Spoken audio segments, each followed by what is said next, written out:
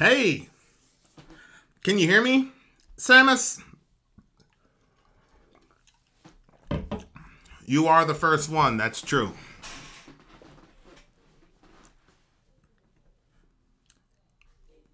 Pretty good, pretty good.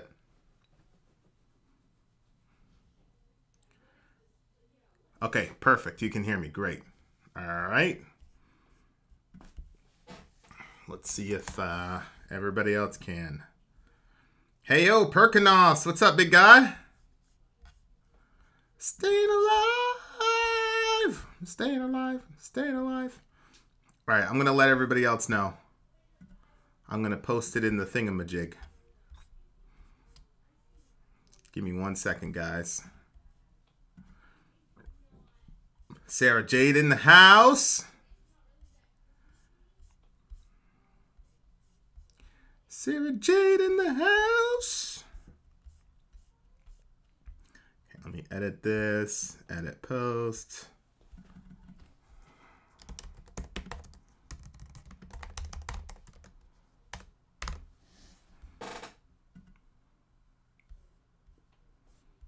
I am not a robot.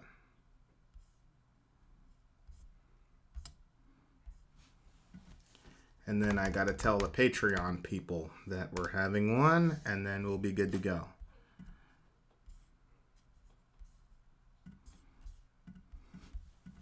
And then Patreon, and then we'll be ready to chat.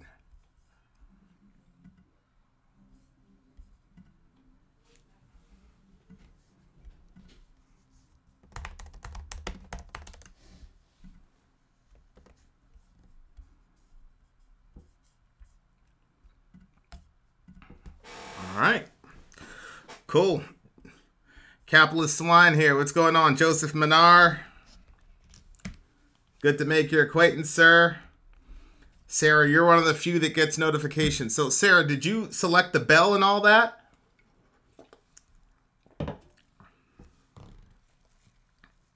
Let me know if you selected, if you clicked on the bell option and all that jazz.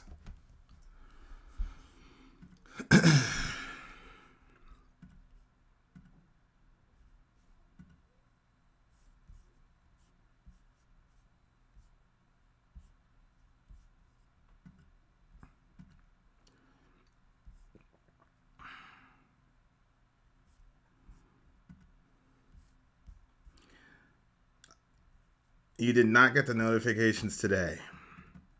Well, that's good, Samus, being busy so you don't catch firesides. Ultimate Musing in the house. Hey, Jesse! I don't get notifications. I work from home and use the computer to play music all day, basically, so I see. Yeah, who gets notified and who doesn't is, I'm still trying to figure that out. Still trying to figure that out. Maybe one day I'll figure out the algorithm.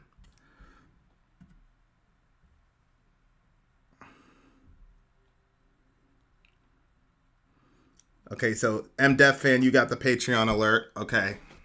I think the only surefire way to make it so that everybody gets it at the same times is the mailing list idea.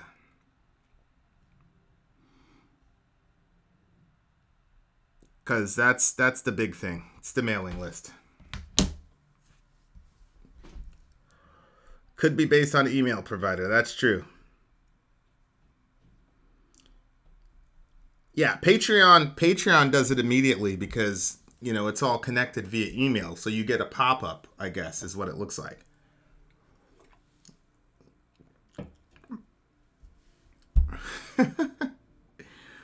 Zonia likes squirrels. Okay. Flesh of Danny, long time no see.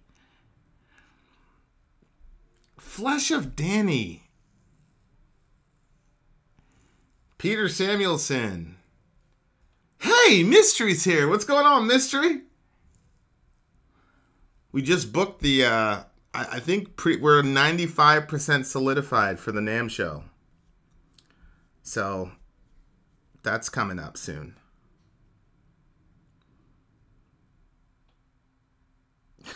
Just going to say, Kinda Less is not the right Rammstein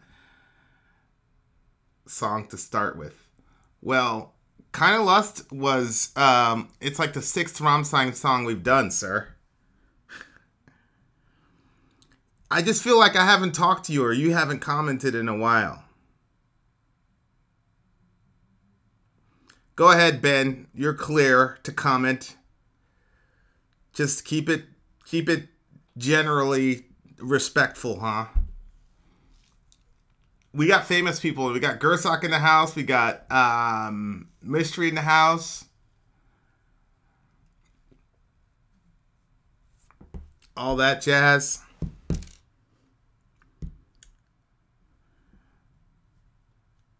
So at around 50 viewers, I'll give my opinion again. I mean, if you saw the Middle America thing, you'll already see my opinion about what happened on the border the last couple days. Holly in the house, duh. Hey, Vin, came across you by chance tonight.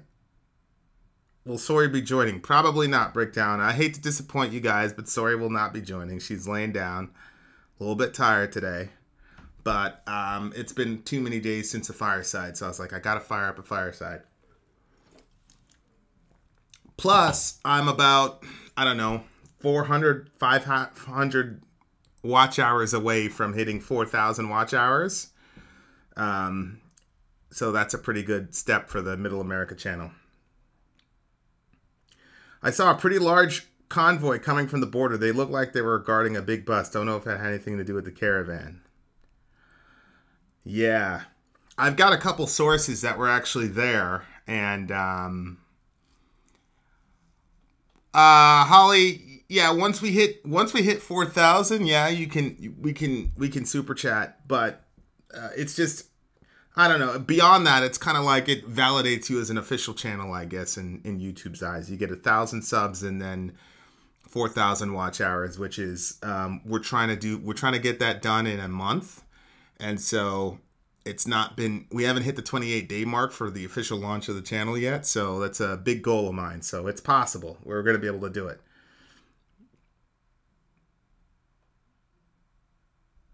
Yes, she is from Maine proper. For sure.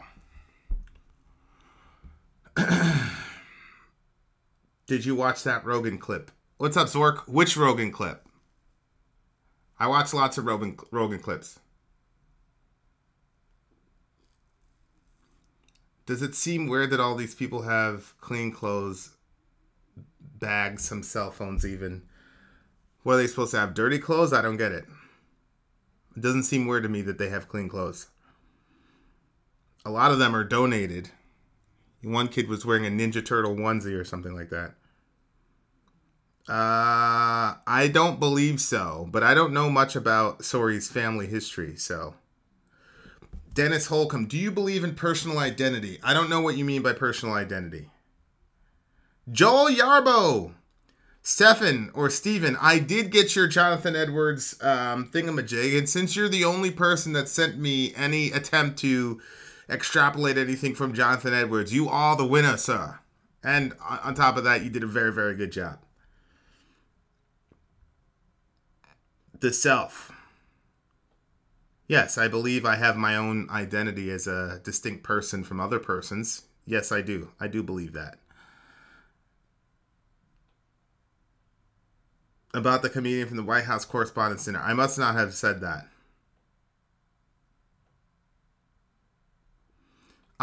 When she wakes up, I'll look into it. That would be a hell of a thing if Sori was actually related to you. Then you'd probably feel guilty for, you know.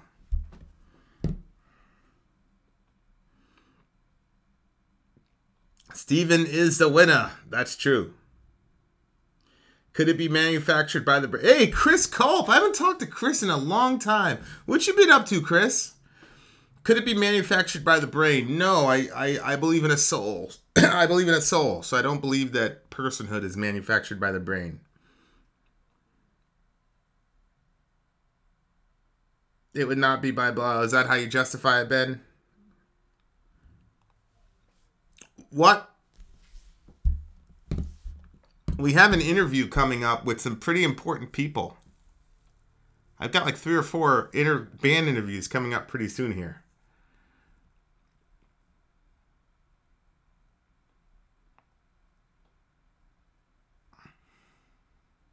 Why, why can't you and Sorry take Crowder's jokes? Probably because I've sat with too many girls who've tried to kill themselves or have starved themselves or binged and purged themselves because of jokes like that. If you know people who've suffered under that stuff, then it's not that funny. Did you get Phil Anselmo yet?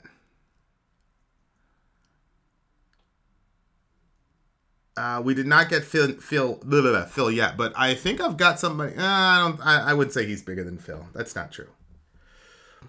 My only issue is they were seeking asylum. They wouldn't rush the border. It just seems fishy. The concept of a religious song of the soul since I found another species. I agree, Stephen. Preach.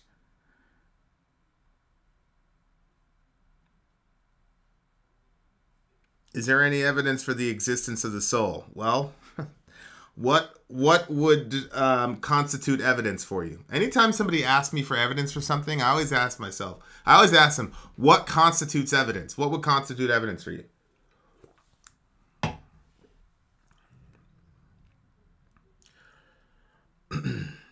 Metal guitarist, what's up, buddy?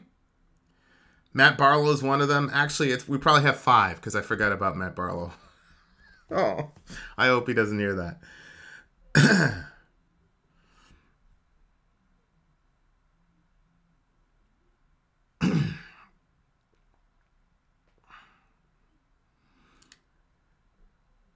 I'm specifically referring to Suki Kos, MDethFan, which would be Psyche in the English, which is soul in Greek. Anyone else's YouTube acting? Oh, Leah of the Village. Leah, you got to call me up and talk to me about this, about your boy Trump. Because I think he's drunk.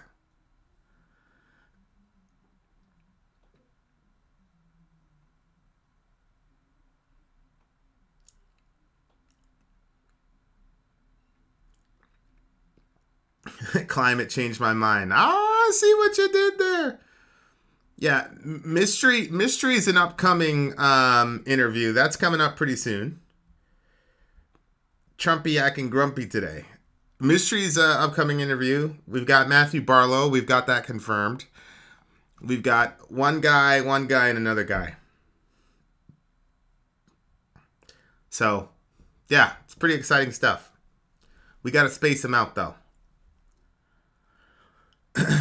Anima Live Listen. I don't know when we're going to do the Anima Live Listen. We just sewed up our trip to the NAMM show.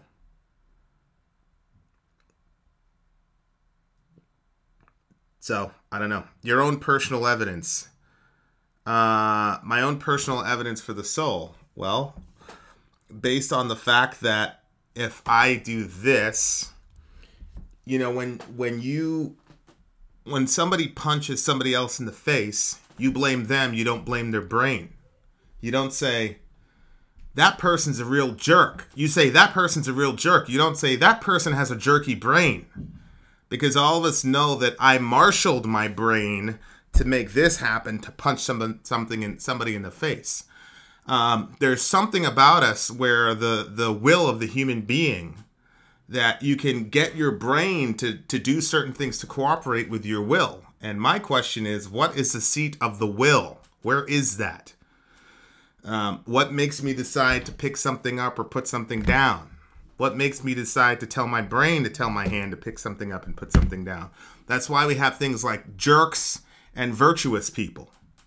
If a person gives $1 million to a charity, we don't say their brain made them do that. We don't congratulate them because of their awesome brain. See, that's a difference. You get a guy like Einstein, who is a genius. You say, oh, his intelligence was able to decipher the mysteries of science.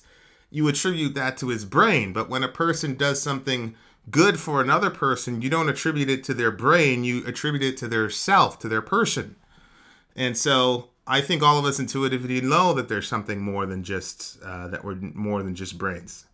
It's just that when we start talking philosophically, trying to defend certain positions, then we get all technical. Sure, Dennis, I agree. When you say free will, you're You're saying that we have a will.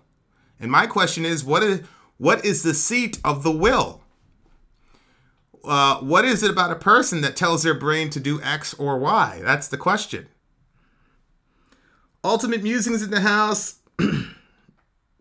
Your limbic system is so cute. It is. I agree. Yes, Leah. You can call. Soon, though. Soon.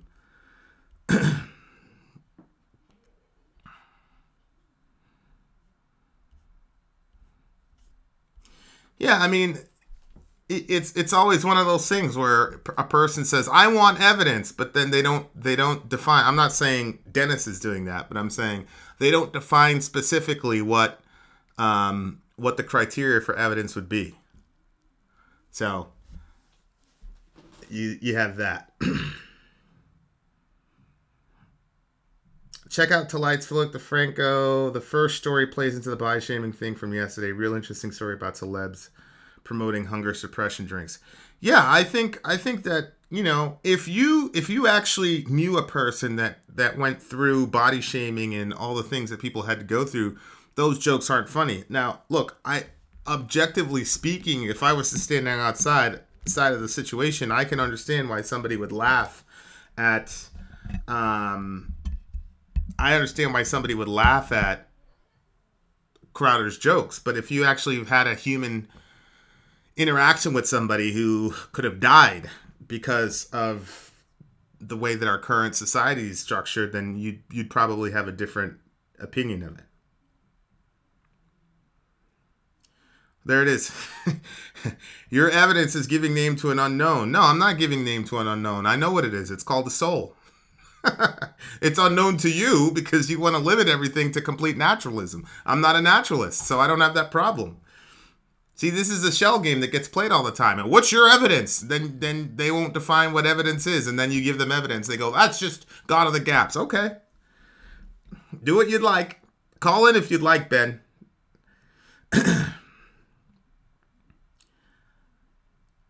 Jeremiah in the house. Zonia in the house. Ian Aspie in the house. Yeah, Ian, I think we're going to do a Patreon after party this Friday, my guy. I think I've cleared it. I know what the soul is. It's the center of the mind, will, and emotions. So I don't have a problem with that. Svetlana, we got all the heavy hitters in the house. Lucifer in the house. Good Lord. Good Lord. Well, you keep saying we, Ben.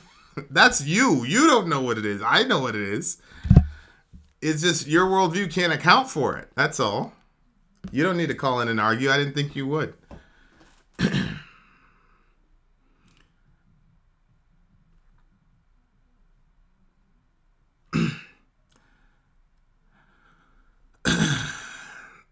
Well, MDethFan, it depends it depends on whether you're a trichotomist or a dichotomist.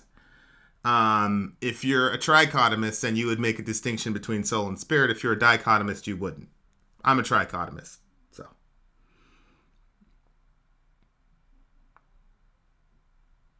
But can't account for activities and concepts that would be attributed to the soul. I agree, Stephen.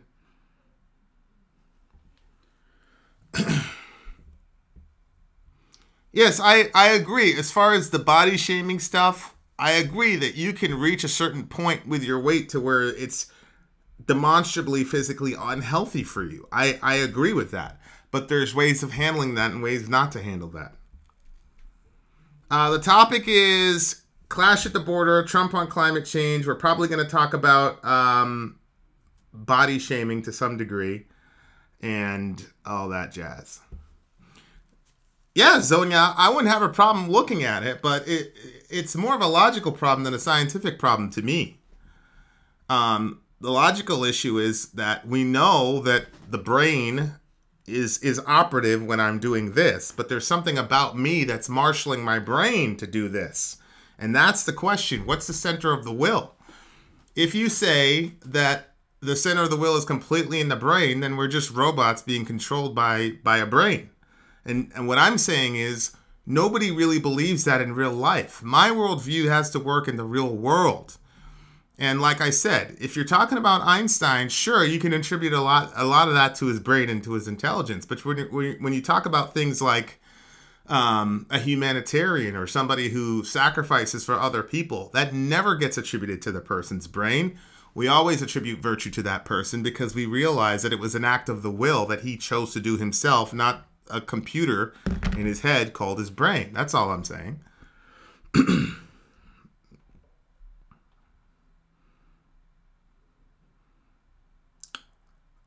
What's the difference between body shaming and just being mean in general? Well, I think body shaming is probably a substrata of being mean. I might be surprised. Send it to me, Zonia, and I'll check it out. Send it to me, Zonia, and I'll check it out. But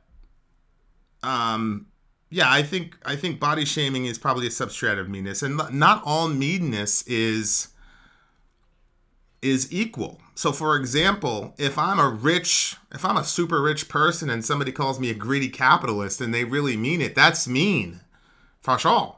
But it's not as hurtful as shaming a woman for her body. And the reason for that is because in a given society, people being greedy capitalists are generally celebrated. So the positive information stream to counteract that negative thing that mean person says counteracts that 10 to 1, whereas vice versa, it doesn't work the same way. So not all, this is what happens a lot. I'm not saying you're doing it, but it happens a lot where it's somebody says a slur or something and they go, well, they were being mean to Trump. He occupies a certain place in society that gives him a constant positive feedback loop that the people that he picks on do not have. So they're not the same.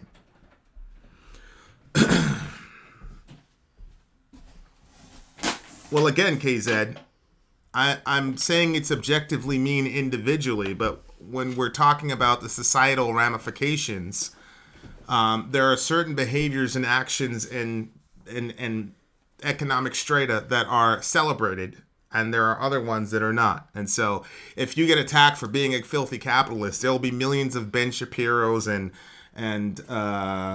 other people and people in your life who will affirm that you're awesome for being a hardworking capitalist, is what I'm saying.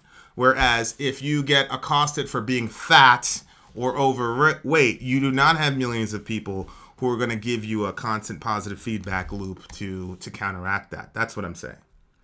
That's why they're not the same.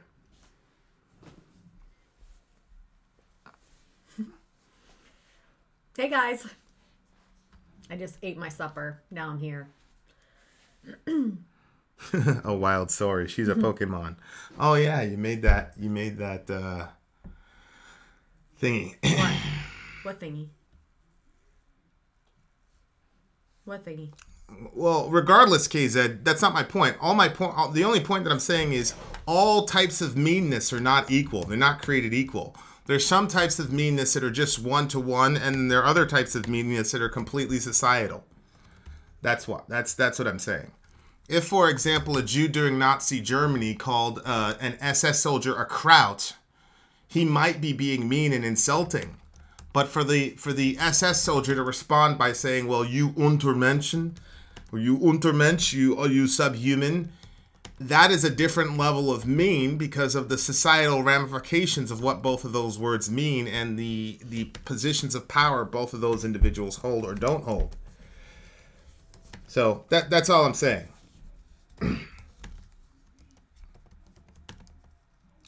Well,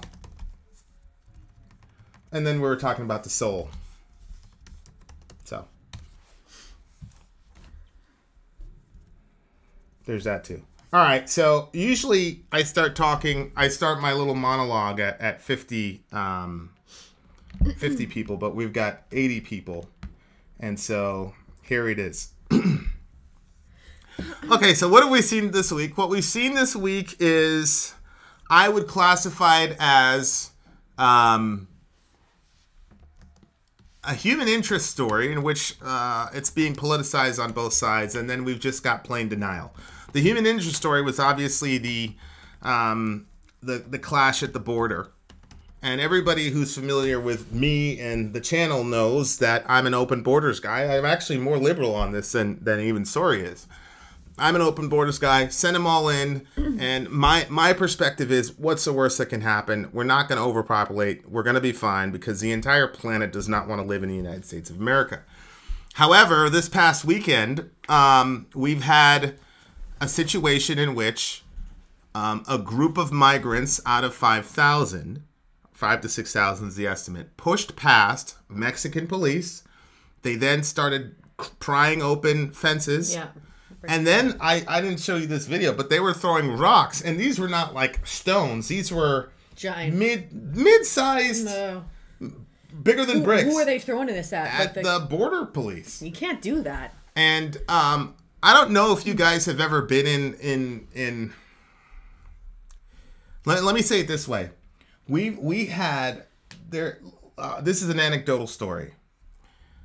There's this thing in the military called SEER training, survival, evasion, resistance, escape, and depending on what level of what branch of the military you're doing, the trouble gets intensified. And the point of SEER training is you get dropped in this place. You're supposed to survive. You're supposed to evade. Hence evade. Then you get captured, and then they teach you how to be a POW and all this good jazz.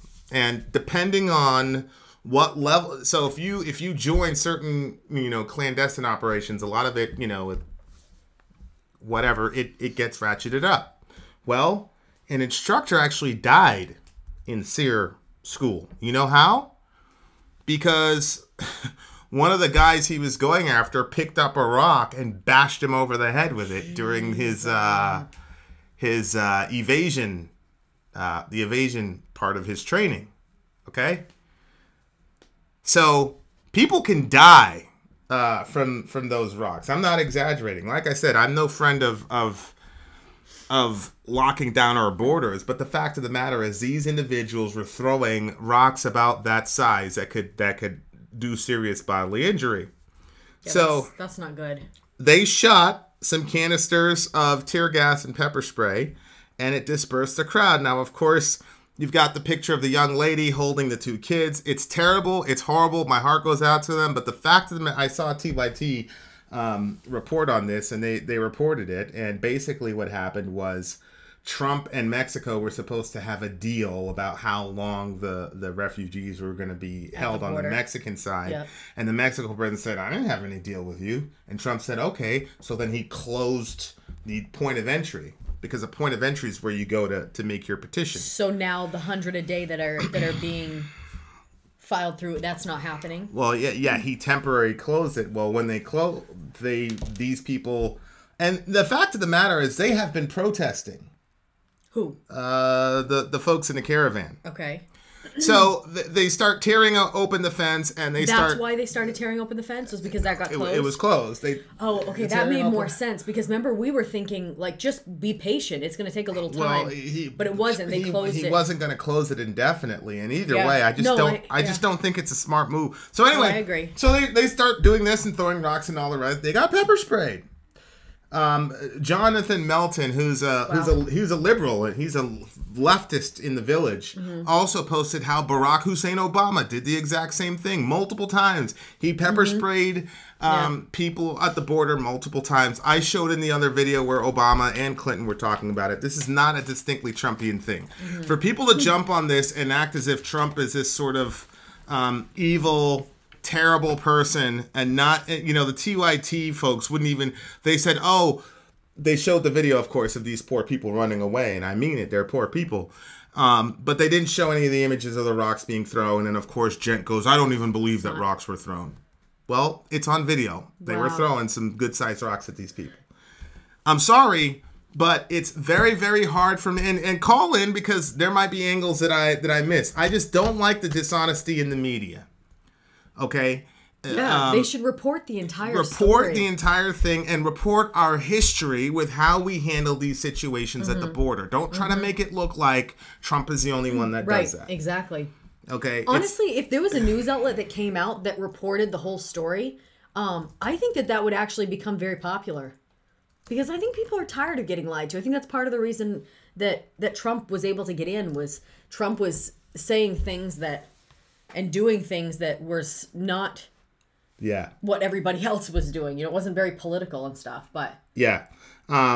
According to Breitbart is not. I'm just looking at it real quick. Breitbart is a far right, so I'm gonna have to find another source. But Breitbart is saying that Obama has done this 80 times at the border. Oh my gosh! Now you figure he's been in office for 8 years, so that's an average of 10 times a year. So. You know, the other thing that I don't like about this is how these people are politicizing the real suffering of these folks. Mm-hmm. And I think if you're only presenting one side of the issue and not the entire side, you are politicizing. You're politicizing folks, and you've now turned them into actual pawns and denying them their autonomy. Don't deny them their autonomy. They made the distinctive choice in their souls, with their will, to throw rocks and do all this other jazz. That's what happened. Yeah. And then there was an equal and opposite reaction. You got just tell it for what it was. Okay, so there's that. The other one is that our president. Now look, I am no science buff. I've got Zonia in the house, and she's been to school for this and all that jazz. But there is a 1,600-page report that was reported within Trump's own cabinet that says we've got serious issues with climate change. Oh. And Trump, yesterday on the White House lawn, just summarily, with a wave of the hand, dismissed it by saying he doesn't believe it. He doesn't believe it. I don't believe it, he says. And then he went to talk about China and Japan. Okay, that's just silly, and I think it's absolutely dangerous. Absolutely dangerous. We should not do that. Okay, so there you go. Those are my perspective, and now the phones are open. What percent are you at? Are you good? I'm at 41. We're okay. So what were people saying during my opening statement monologue? Oh, I was with the kids. No, I just... What do you mean? I just started the opening statement. Oh, what you just did right there? Yeah. Oh, I don't know. I wasn't reading. I was listening. Yeah, there's a Washington Post. The Obama administration used tear gas at the border once a month. Wow. That's the Washington Times. Sorry. But the thing is, are you opposed? You're not opposed to that, are you? No, I'm not opposed to it in the sense that... You can't just let people try to break through the fences to get in. What I'm telling you is I know for a fact firsthand that the rocks that I saw getting thrown at those people could cause significant damage. That's you can't expect to do that. That's as much as I'll say. It's a weapon. So... It's a primitive weapon. It's... Right. I mean... You know, so you biblically speaking, Cain killed his brother with a rock, basically, is usually the idea. So, yeah, I just think that, and I think that it's terrible, though, that I did see people talking about, like, adults using their kids as, like, shields because people are less likely to, you know what I mean, retaliate if there's a child in the way. Right. That's wrong. I also have, again, this is anecdotal, but folks who are actually there, folks who actually are connected to Border Patrol, confirming that that's what was happening. And I have to believe... go ahead. No, go ahead. I have to believe that some of these folks they're obviously politically astute. They're protesting the whole way as they're marching in this caravan. I have to believe that they were basically daring the Trump administration to do something because there were kids there. Well, and this is one of the things that I get very, very pissed off when people use kids. So you're fighting the Mujahideen over there in Afghanistan or Iraq, and they'll show up in a mosque.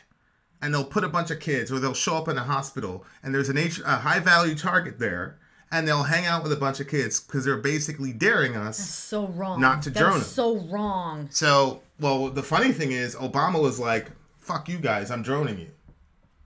Bush was sending in DeHerrera and CAG to go and do snatch and grabs, and Obama was saying nope, and bombing the hell out of these people.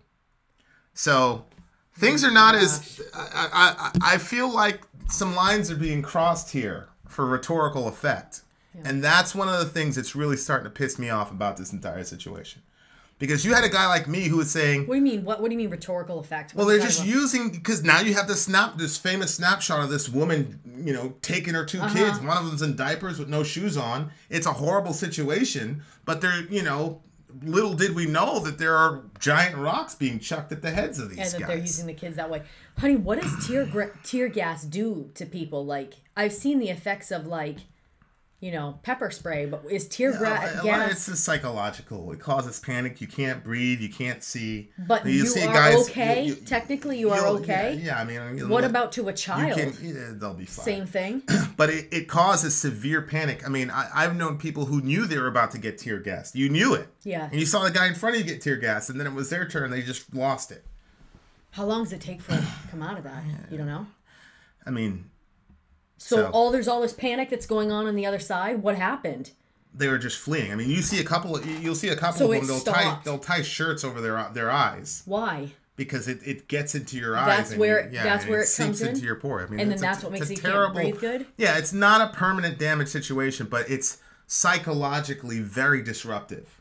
Extremely disruptive. I can't imagine that something like that happening. But see, that's the thing. I would never use my children as a freaking shield. And if there was a situation like that going and I thought there was people started throwing rocks and shit, I'd get my kids out of there. So, I don't know what these people are doing waiting for tear gas to get thrown. You know what I'm saying? You're listening? No, I'm listening and I'm trying to process. I mean, in situations like that, you got to know, you have to be on hyper alert because you're all in a huge caravan. Lots of things could happen. Zonia, do me a favor. Where is the link to this thing that you're talking about? Yeah, I like that idea. Ellis Island on the border is what we need. I agree with that. Oh my gosh. How did you accidentally pepper spray yourself?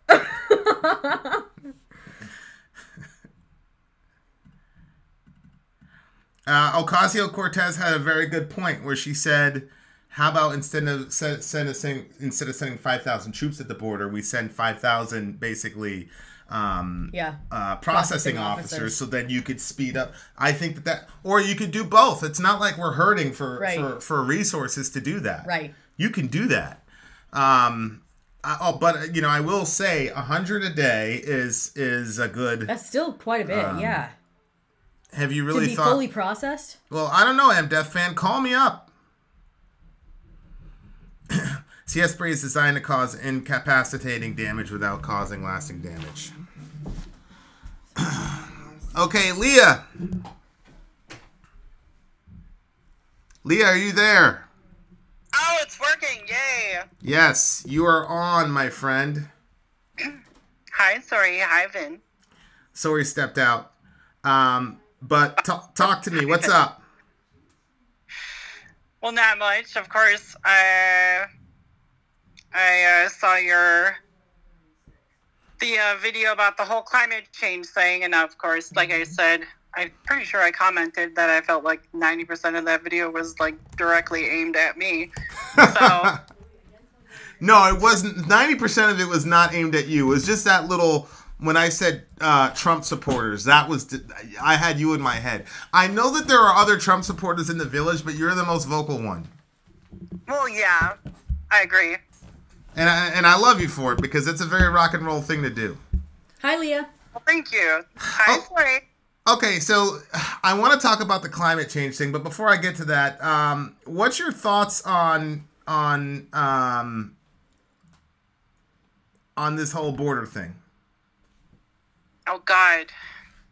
Well, I saw the same reports that I'm sure everyone else did about, you know, the tear gas being deployed and rocks being thrown and all that. And it's the political figures that I see commenting about it are pretty much all saying the same thing, which is go to a port of entry. Well, you know, we won't have this issue if you present yourself at a port of entry and, you know, make your asylum claim and we can process it as quickly as possible. And that, to me, it sounds like a reasonable suggestion.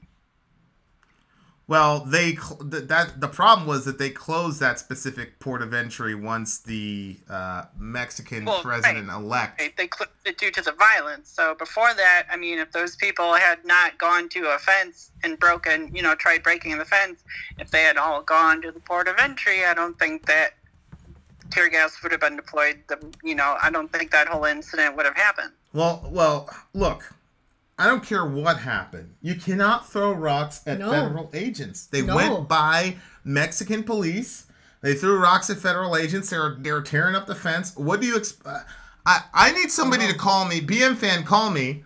Because you're right. I'm looking at the Washington Times right now, and the Washington Times is saying that Obama gassed a bunch of people with CS. Do me a favor and get me your contradicting statements. Sarah Sanders said that essentially the same thing in the press briefing today when she was asked about the incident at the border. She brought up the fact that the Obama administration at one point was deploying tear gas basically once a month, wherever it may have been. Shouldn't say specifically, but it's not like this is something new. But of course, people in the media especially are going to try and twist it into as a negative light as possible because they think it makes Trump look bad and it fits their narrative that Trump is a racist and he hates Mexicans and all that fun stuff, which I don't agree with. Yeah. Yeah. And again, I have spoken out, and you can witness this. I've spoken out against Trump's rhetoric. I have spoken out against Trump saying that these people are invaders. I've spoken out against him dehumanizing these people. And I've held Trump responsible to some degree and have suffered much criticism for it. I've held him responsible for what happened to at that synagogue because that man used the exact same language that Trump used. So I'm no friend of Trump in this situation. However, I'm literally, MDethFan, call me and tell me what these men should have done. Because he doesn't think they should have tear gassed them? Is that what he's saying? They're not invaders, DeHerrera. Good Lord. Call me up. Okay, now, Leah. I don't think that they're invaders, like an invading army, but I do think they're presenting themselves as a threat to... Well, it was... Remember, there's 5,000 to 6,000 of these folks. Yep. And it was about 39 of them that rushed the gate. Yeah. So let's just put some context here. That's less than 1%. Yep. So you can't say all 6,000 of them are invaders because a couple of them did. No, I do think though that if you like what Trump did when he shut everything down. Now I think that you know how they'll do that like. I mean, I've heard of them doing it in prisons. I've never been there, so I'm not really definitively sure. But they'll basically set it up so that way, if one person on your floor does something, everybody gets punished for it. So then the majority helps keep stuff in line. So the next time somebody starts friggin' throwing rocks, other people are going to say, "Stop doing that. We want to be able to get in." Right. Okay, DeHerrera is going to call up too. So I'm gonna add your boy Steve, even though it's gonna be a love fest here. But Leah, did you see the video I shot yesterday about Trump and the climate change stuff? Yeah, I did. I watched that whole thing actually. I thought that was really good. Okay, can we agree that it's problematic when our president is just dismissing this stuff? I mean, were you uncomfortable? I think he just, for whatever reason, I think he just doesn't believe in it. But yeah, I don't think it's beneficial to ignore that type of thing, to ignore that climate change.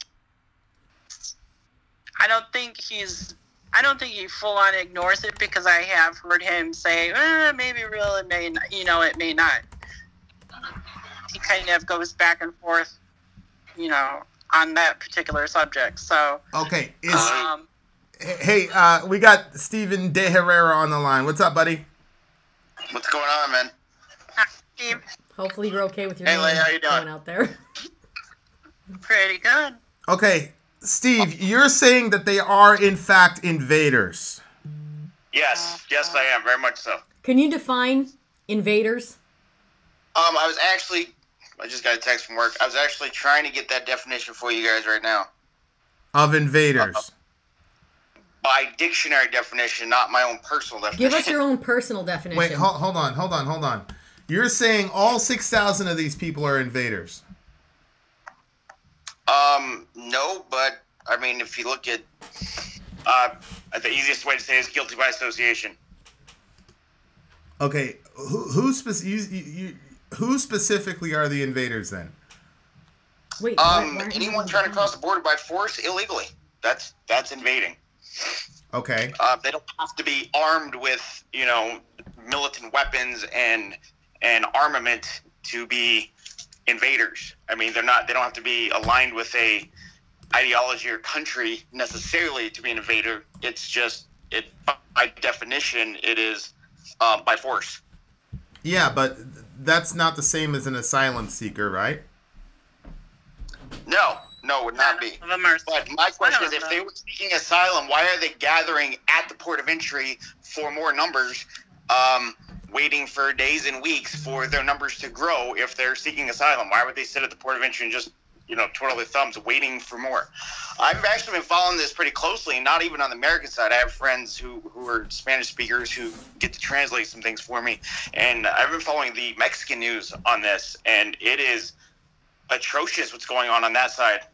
Mexican populace is fed up with these guys, like absolutely and totally. Okay. There is, I need, Zonia, help me out with this. I've heard that Mexico has offered some of these folks asylum and jobs and that they've turned it down. That's what I've heard. But that contradicts the report that I was reading where it says Mexico sent back 1,065 of them. They applied for asylum and Mexico sent them back. Have you heard something similar? Yes, immediately. Either one of you? Yes, I have. I don't think the number I heard was that, but it was a few days ago, so that could be more accurate than what I heard last. But yes, Mexico has denied some and sent some back to Venezuela and other places they've come from. Right, and that was in the article that I read. Okay, so you're agreeing with me that if a person is seeking asylum, they are not an invader? Yes, very much so. Okay. If they are legitimately seeking asylum, not trying to occupy a country under the pretense of seeking asylum. Because, I mean, I don't know if you're familiar with how the whole process works. It kind of goes back to the whole thing we talked about before with, the separation of children and whatnot. What was that, earlier this year? Or was it last year? It had to be earlier this year with the, the baby. Yeah, that was this year. So what happens is, President Trump has actually been detaining them, the illegal immigrants mostly, but the process is that they apply for asylum and then it has to go through a process to be prioritized. And from what I understand, there's 3 different prioritizations based on the UN definition of humanitarian whatnots. And sorry, my brain isn't totally here today as far as verbiage goes, but they prioritize basically what I'm getting at, and then they're given a hearing date. And what has been going on is they're usually given temporary visas into the country and then expected to show up for their hearing to be granted asylum or working visa, whatever it is that they're applying for. In this case, asylum. What's happening is they're letting their visas lapse and they stay in country. They never show up to their court hearing. They never actually, they're already here, so why go to a court hearing and potentially be denied, right? Right. See, that's what I've heard, that 2% or only 2% of them actually show up to their hearing. Right, so what President Trump is doing, was detaining them until their court hearing. Now, you go back to the Clinton era. No, it was Obama. The Supreme Court under President Obama ruled that a child cannot be detained for longer than 20 days. Right. So that's where the whole catch and release thing came from, because the pretense was that, well, if you can't detain the children, they'll just release the parents. Well, President Trump didn't do that. He kept the parents detained, and then the children were released into custody of different programs until their parents could go to trial, basically. So how that applies here is these people are not trying to come over legally. I mean, I've heard some different things about entitlement in Venezuela and South Mexico and Northern South America countries. As far as they're basically selling them vacation tickets to come to America, and they're coaching them and by they, I don't know exactly. It sounds like their governments are kind of being run by drug cartels and things like that. I don't have any solid data on it, so I'm not going to say that's 100% accurate, but that's just what I've heard. So what they're doing is they're setting up like vacation, like what do they call, like travel agency booths and things to basically coach these people how to get into America. There's a friend of mine that follows, I can't say the guy's name, Steven Mila something or another on YouTube, and he kind of goes into a lot of detail, and he had one thing that he was going into with a lady who was a naturalized citizen from Venezuela, and she was talking about she doesn't even recognize her country because of all the... Yeah, I to be honest with you, I don't have a problem with them being coached about how to get in here. I don't have a problem with that, because if English isn't your first language, then you would need some sort of mediating means by which you can communicate what your struggle is in the best way possible to get in here. That's the entire point. So I don't have a problem with them being coached. I have a problem, though, with the idea that these people are invaders, because that carries with it a connotation of danger, and then it triggers protection mechanisms. And when you combine that with our obsession with the Second Amendment, I think that gets very ugly. For me, I see the point when you've got people tearing holes in fences and throwing rocks. Okay? I see that point. I say, well, that's an invasion. That's 39 people, though, out of 6,000. Right? Right. No. I mean, in that one instance, yes. But it's not limited to Tijuana. Not by far. I mean, so I live in a border town. I work literally 5 minutes from the border. This place is, I mean, it's pretty easy to spot an illegal because they don't usually have housing. They don't have vehicles. So, sorry, let me get out of here. The street's loud. Okay, so Zonia, who's the village fact checker, Zonia, I'm gonna need to have you on speed dial before I shoot my videos. Zonia, our village fact checker, has just, and you guys are gonna like this, confirmed from multiple sources that back in late October, Enrique offered work permits to the caravanners, but also reiterated that they are not at home in Mexico. And I'm assuming that they refused those work permits, which goes to your guys' point that, hey, if you're just trying to seek asylum and all that, why are you turning down work permits? Yeah, it's a good question. That's a problem. Now, I will say that Mexico doesn't seem to me to be much, and shoot this down, guys, because I'm just speculating here. Mexico doesn't seem to me to be that much better than Venezuela as far as crime goes. As far as crime, that I wouldn't know. Like, it just seems... I don't know. It depends on what part of Mexico you're in, but I'd say that's fairly correct. I was in Cancun earlier this year, and I mean, we weren't... they found 8 different dissected bodies a week before we got there in various parts of Cancun, which is a resort area. So, yes, like drug cartels do run a large part of Mexico in various spots, more towards the perimeter. Vice, like Mexico City and the bigger central cities are more secure than exterior. Okay, well, so I could see why they would refuse asylum in Mexico. You got corrupt police, you got corrupt officials, and then in resort towns you got dissected bodies, man. Good Lord. Where would you want to be? Would you want to be in America or Mexico? I'm fine with either, but I mean, I'm not a pacifist, so. Right. Okay, if you were a single, let me ask you this, guys. If you were a single mother with 2 kids, where would you rather be?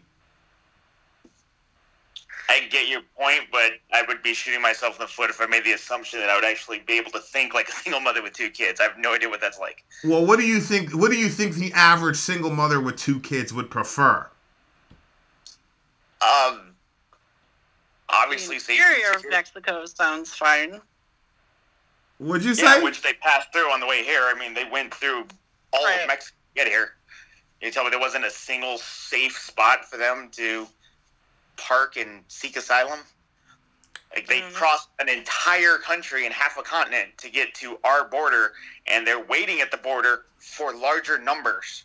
Like, if you need asylum, if you need a place to live and you need work and you need, rescuing from your native country, why are you waiting for more people? If you're a single mother with 2 children, why would you sit at the border where all this craziness is going on and wait for more people? I don't know. What do you think? So you think the term invader is right to describe these folks? Yes. And I think that's terrible. But okay. Just for the record, I am the resident Trump supporter, but no, I would not use that term invader. Okay. So Steve, what do you think their end game is? What are they trying to accomplish by invading our country? Well, that's an ideological conversation. I'm not sure. From what I understand, they feel entitled to our country, and that's based on the previous 8 years of just our government. They were banking on Hillary's open border policy that didn't happen, and when that didn't happen, there was, I don't want to say rioting because that might not be the correct term. There was vast upset in that region, and then here we are today as things progress. A bunch of thousands but I'm still trying to figure out. I'm still trying to figure out because you're using the term invader. Yes. Usually, like when I watch Vikings, right, and they jump on their ship, they do their little thing to Odin, and then they jump on a ship. I know why they're invading. They're going to get farmland because their land sucks, right? And they're going to kill a bunch of Englishmen. They're going to kill a bunch of Englishmen, right? And they're gonna take the farms for themselves. That's an invader. That's what invader means to me. What are these people planning on doing once they invade our country successfully? So by your definition, I mean you're talking about a society and a time long ago. Fast forward to 2018, and their intent is still the same: to take something by force without permission. Okay, so they're coming by force. So these people are armed. Force does not mean armed. I can force my way through something without a weapon fairly easily. You said they're coming to take something by force. What are they coming to take from us? Opportunity. So they're coming to take our opportunities from us by force. Sure. To invade is not just to take, it's to occupy. Okay. And by coming here without permission, you're occupying. Like somebody broke in your front door right now and sat on your couch. They didn't shoot you. They didn't punch you. But they didn't leave. Would you not call that a home invasion? Did they not invade your home? Bro, if a person breaks down the door, sure. But that's not what an asylum seeker is. Right. So they're coming to a port of entry and saying, I'm in trouble largely due to your guys' policies over the last decade, and now my country is a living hell, and I don't want to go from the frying pan into the fire of Mexico, and I want to be able to live and work and have my kids grow up in a safe environment. You're comparing that to Vikings who are invading? Or a home invader who has the audacity to break down my door and sit on my couch? Invading with plunder. Say again? And I said you're kind of mixing invasion and plunder, and I mean they kind of go hand in hand, but at the same time they're not necessarily plundering and they're not murdering. They're not invading, killing. Steve. Force is force. Like, I think Steve's pulling them all together, and Vin, you're separating. You're talking about strictly the asylum seekers, Vin, and Steve's saying that the ones that are trying to enter the country illegally are the invaders, and the ones that are trying to enter the country claiming asylum are fine. Is that what you're saying, Steve? The ones who are trying to come in claiming an asylum are okay? Yes, through the normal vetting process that is set up by our laws, that's fine. I have no problem with that. That's why it's there. That's why it exists. So we can allow that, but with a vetting process and with a orderly way to do things. No, I think Leah has it correctly. I was grouping the whole together in the sense that they are not all seeking asylum, and to assume that every single person there is folly. Right. Okay. And I mean, so the reason why I wanted to chime in was to give you an example of like what I'm seeing today, just where I live. And the streets are full of, I mean, I live in probably the most inhospitable freaking place on the planet. I can't stand the weather here. But you've got people just covering the streets now. That never used to be like that. The 16 years I've lived here, I've never seen, groups of 20, 25 people roaming up and down 4th Avenue or 32nd Street or any other main thoroughfares doing absolutely nothing. Large arrests. I sent you news articles of stuff that was happening here, actually. Large numbers of illegals, unprecedented numbers of illegals, I should say, because, I mean, we get them here all the time. It's not, uncommon, but the number is what was uncommon, and it's happening frequently now. So, I mean, the big news covers, Tijuana, because Tijuana is right there south of San Diego, and it's a huge partying place, and everybody goes to Tijuana, but nobody cares about, the other so many miles of border that extend from California into Texas.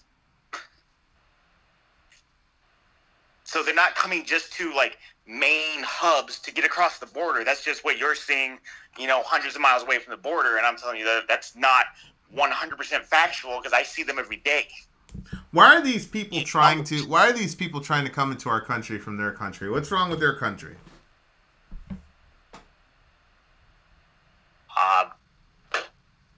Specifically or in general? Well, general, their government, I would assume. I mean, just based on the little I know of their country, I haven't researched, all of, South America and whatever, how they run everything. But I mean, I know it's not America. I know that. You don't know what it is, but you know for a fact that we had nothing to do with it. No. I mean, their quality of living is not the same as America. That's a better way to say that. Right, but why are they in the situation? Why are they in the situation that they're in? Rampant crime, corrupt government. Who supported their corrupt government? Who supported it? Yeah. I don't know off the top of my head. Like I said, I haven't looked into their political. I'll give you a guess. Leah, you know this, right? Does his name rhyme with Osama? All right. There was a coup, right, in 2009 in Honduras. Isn't that true? Could be. I'm not well versed in that specific topic, so Zelaya, you probably know more about that than I do. There was a coup in 2009, and we played a pivotal role in preventing Zelaya to return to Honduras.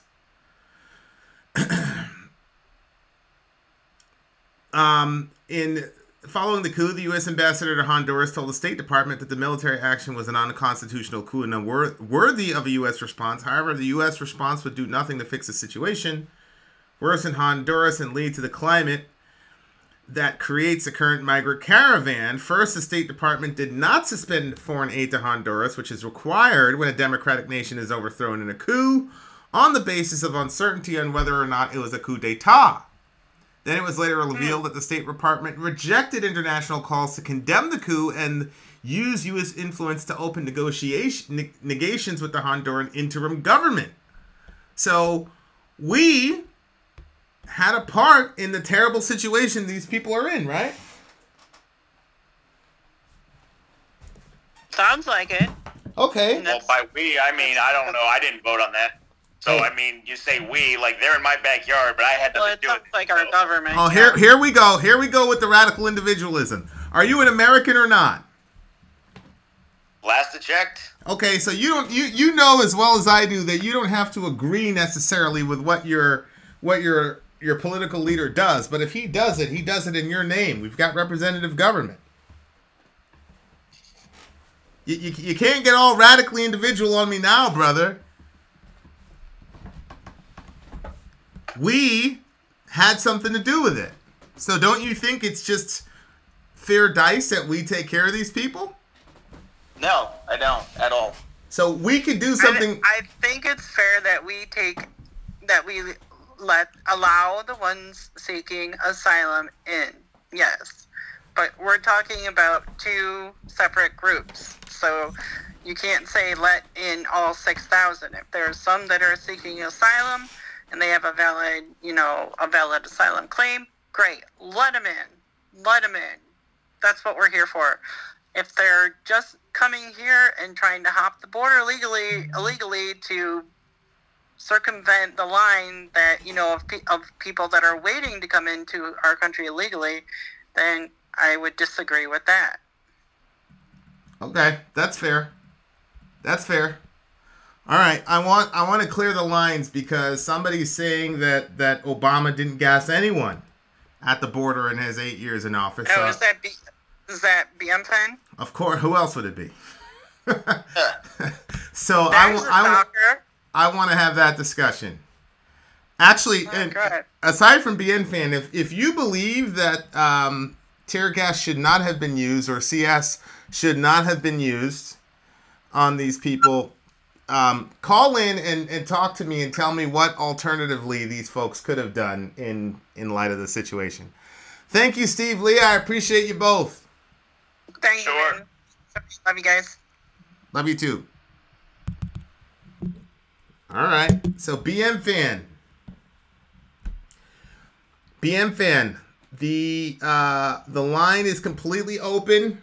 If you want to call in and explain how Obama didn't gas anyone, I'm looking here, and even a trutherfiction.com is saying that Obama did, but it wasn't as bad as Trump, basically. You can see here. In 2013, 2014. So call in and help me out here, boss.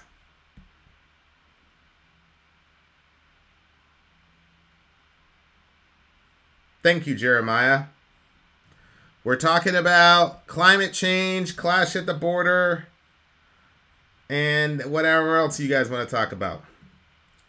There you go, BMFan. Call me up, buddy. Obama was very draconian on immigration. Yes, Zonia, and this is what pisses me off about people using this terrible human interest situation to further the Trump is a horrible person campaign. I don't like children being used for political gain. There's other things you can do other than this situation. What's up, Mr. Winter? Glad to have you in the house, Matthew Winter. Thank you for that Patreon upgrade, by the way. I don't know if you wanted me to say that out loud, but I did. Sorry. Yeah, there's lots of things that you can use to demonstrate that Trump is a horrible person. You just don't need to use this particular situation.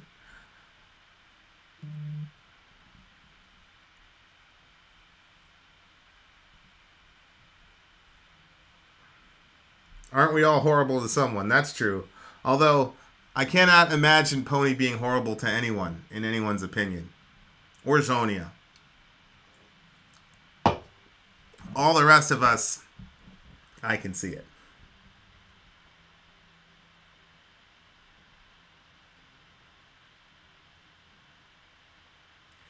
Yes, Ben.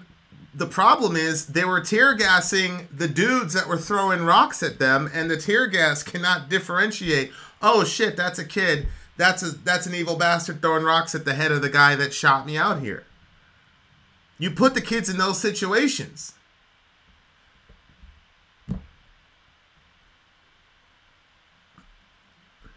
Solid. How did I get sainted? How did I get sainted?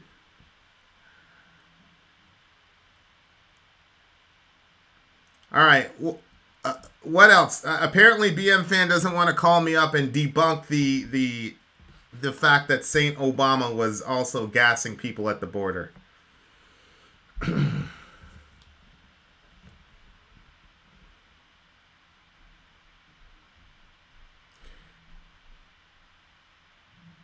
Didn't Obama... Yeah, I'm actually... There's a video coming out on who's more fascistic, Obama or Trump.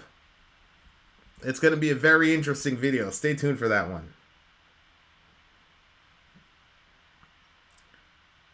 I agree, Matt. The kids should not have been at the front of the lines. But you know what? They were there, and the folks with the cameras knew what was going to happen and knew that they were going to get that iconic shot of that poor lady with her 2 kids. And that frustrates me. That makes me angry.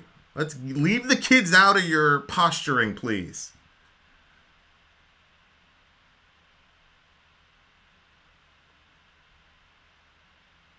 My thoughts on Afghanistan and the soldiers dying in Afghanistan.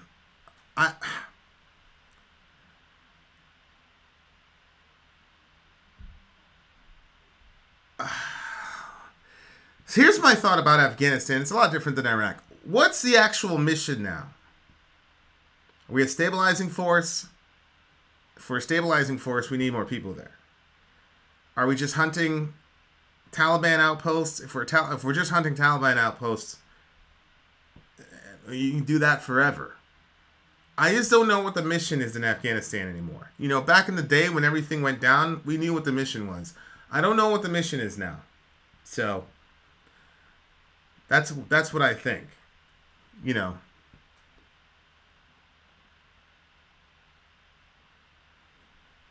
Vin is a pacifist. So following that philosophy, he wants out of all 8 wars, period. Actually, Burn Man, I've got a very, very, very specific brand of pacifism, which is it's not for Christians to kill. But it could be very just and nice and biblical and wise for un-Christian people to kill. The analogy that I always use is, you know, you got Bin Laden up there in Tora Bora in 2001. And if the missionaries get to him first, then they need to come with the gospel. But if DevGru gets to him, they need to put a bull in his head. So that's my perspective on pacifism. It's not for Christians to do, but there's still a place in society for the un-Christian soldier to go out and do the killing.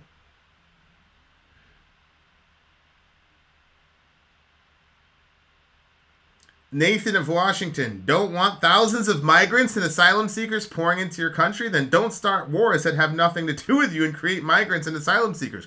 Right. Or take sides when people initiate coups that will destroy an entire country. How about that?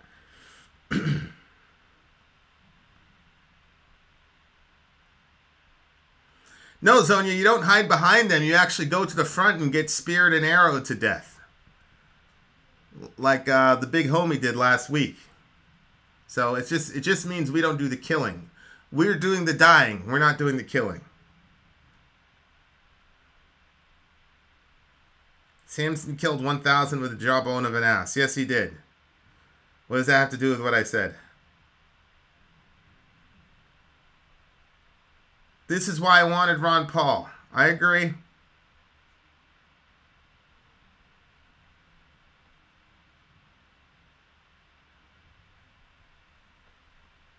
He did. Samson took care of business for sure. So we got Nathan and Matthew here. Okay. So BM Fan. Yeah, I'm with Svetlana all the way on this. You put kids in harm's way mostly for a photo op and rhetorical device. That's all. That's all that was.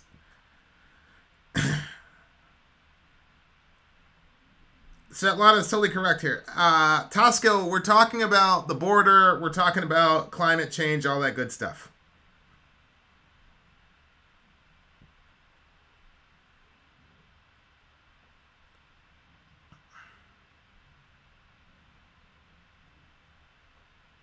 Still there because the U.S. Wants to rule the world. That's partially true. Just place the violence with others. Nice workaround, Vin. Yeah, I do think it's a nice workaround. And again, I think it's the role of Christians in a given society to do the dying and not the killing. And that for those who are not Christians, who have not committed to following Jesus in life, word, and deed, then go ahead, do as much killing as you'd like.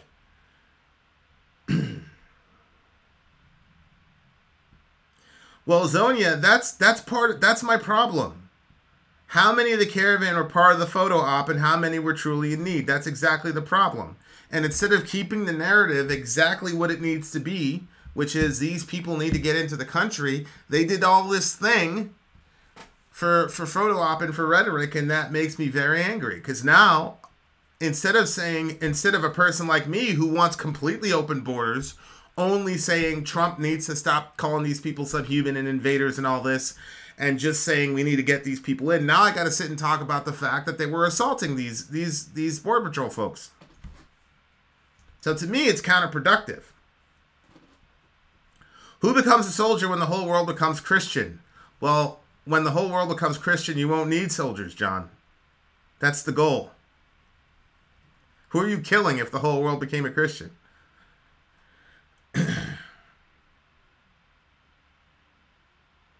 Have we talked about the U.S.'s policies in countries that most of the immigrants are coming from has created the problem?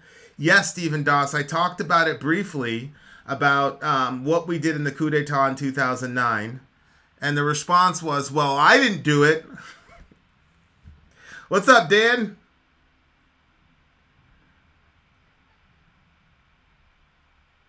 You're not that late.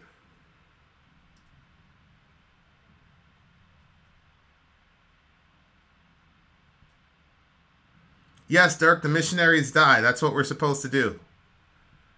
I don't know how else you're supposed to interpret take up your cross and follow me. I don't think Jesus meant take up your cross and then you've got your M4 on your side.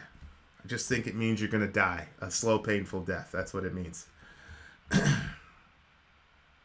Is there something to be said about how appealing we make living in America, then bash people for wanting to live there? Right. This is the greatest country on the earth. Da, da, da, da. Oh, sweet. Let me go over there. This is a land of opportunity. Oh, let's go over there. No, no, no. Stay where you are.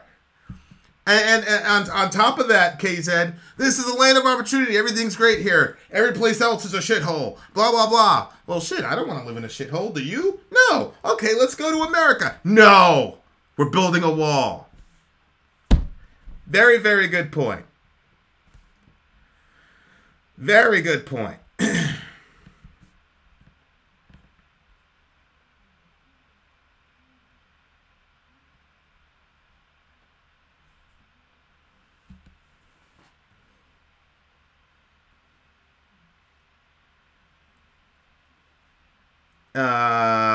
I don't know what you believe, Jonathan. I don't know what you're referring to. What is your opinion as the single greatest contributor of climate change? I don't know. I haven't read through the through the 1600-page document. What I got from the document was that there are things that we're doing to contribute or accelerate climate change that we need to stop, that we need to change. That's what I got from the document.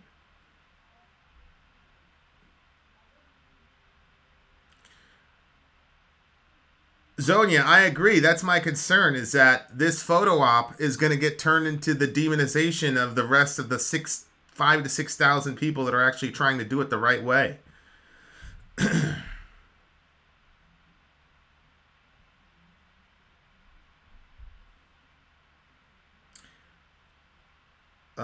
Can you address the rest of my comment? There were logistics you didn't comment on. I don't know what you're talking about. Let me scroll up to try to find it. There was more to it than that.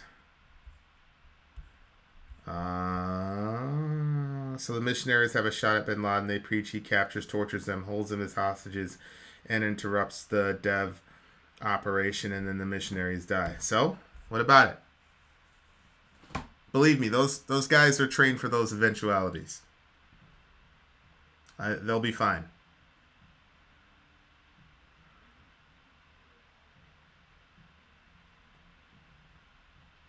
Vienna Guardian article states that 71% of CO2 is emitted by 100 corporations. Jeez, Martini. Send me that link.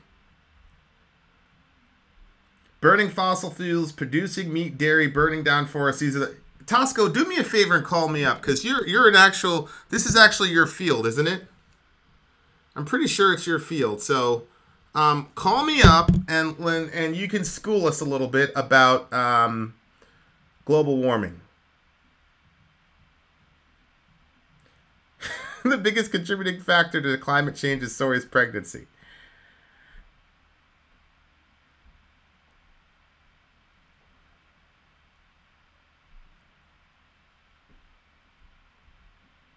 I think capitalism would be the solution to climate change. Well, it might be. It might be.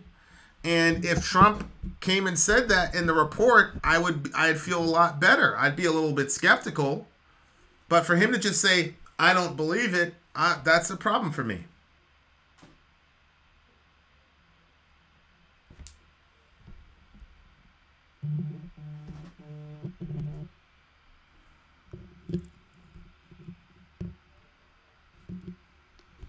Talk to me. Who's on the line? Hey man, it's Tasko. How are you? Tasko, my brother. What's going on, Vin? What do you want to know? So tell us your background. What do you do? Currently I'm what's known as a quarantine officer. Okay. What does a quarantine officer do? I'm stopping pests and diseases entering into New Zealand at the moment. Okay, great. And what did you get your degree in? Major was biodiversity and the minor was animal welfare. Okay, biodiversity and animal welfare. You're a nature guy. Okay, Mr. Nature Guy. What the hell? Very much a nature guy. What the hell is going on with climate change? Give us like a 2-minute breakdown for the dumb people who didn't finish school.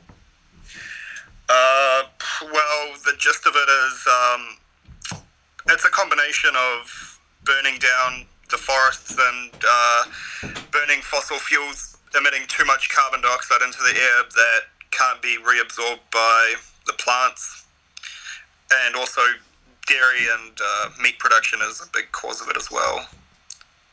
Okay. That's kind of like the biggest contributors per se.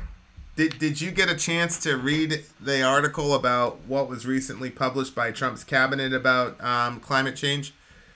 I didn't read the article. I did see some, I think it was maybe CNN or something, kind of overview recap / type thing. Are there any credible scientists who disagree that climate change, human-caused climate change, is a real issue? As far as I'm aware, any scientist that doesn't believe in it is bought by a fossil fuel company, essentially. They say 97% of scientists, well, the other 3% are literally getting paid to spew propaganda. They're not real scientists. It's not what real scientists do. Okay, MDethFan, are you willing to call up and talk to Tasko about why you believe that climate change isn't a real thing?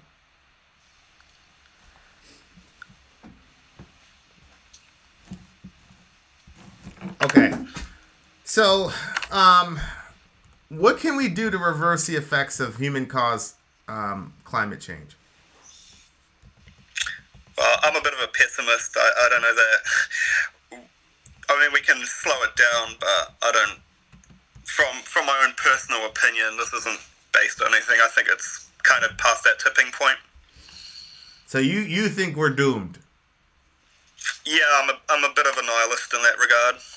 Oh Lord. So then when Trump says, I don't care, I don't believe it, it really doesn't matter either way because our last shot was basically in the 80s. Well, I'm not that much of a nihilist. I think that trying to do something is better than... It's like my same thing with gun control. I think trying to do something is better than not doing anything. Right.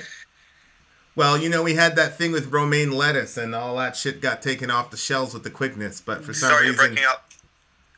We had that scare with romaine lettuce in America during Thanksgiving, and that shit got taken off the aisles with the quickness. So Sorry, I can't really hear you guys. Don't worry about it. Don't worry. Okay. So you believe we're at the point of no return? Yes or no? As this is just an opinion, I'd say probably, yeah. Okay, but you still think we should try something. We shouldn't just completely give up. Yeah, well, I mean, the way that you're going to turn this around is by investing in developing new technologies that kind of combat the negative effects that we've put out there. Yeah. And nobody's calling in to contest your perspective, so I'm just going to take that as a concession, my guy. Okay. Yeah, I mean, the thing about Trump, that does my head in the most, you know, is his ability to just... his opinion is somehow more valuable than facts and scientific evidence, and I just don't understand how people can buy into it. I mean, he can be like, you know... the climate stuff, that affects everyone in the world, which is also why it bugs me so much. It's not just an American thing. And, yeah. Okay, I think MDethFan is going to call you up and debate you on climate change. Oh, hold on. We've got somebody. Give me a second. People are scared of this intelligent man with the glorious accent. That's hilarious. There you go, Mr. Yeah, I've got a poor network signal sign flashing on my screen. Somebody just called me. Hold on. Yeah. Who is it?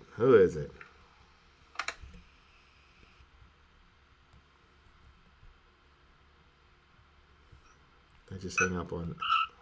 Who's this? Hey, this is John. John, are you contesting climate change, John? Yes. You are. Maybe not to the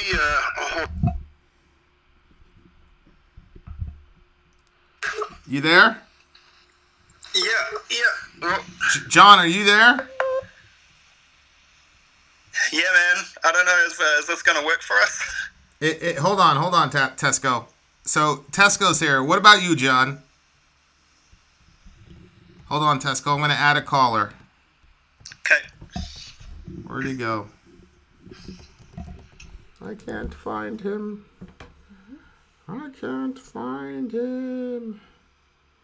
Type in John. He said his name. Well, okay. I can't find By him. the way, did you catch what I was saying before? Was it all broken up?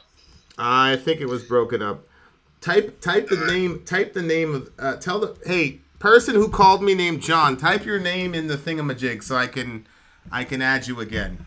I need you to type it in the chat though. Okay, go ahead. Say that last thing you were about to say.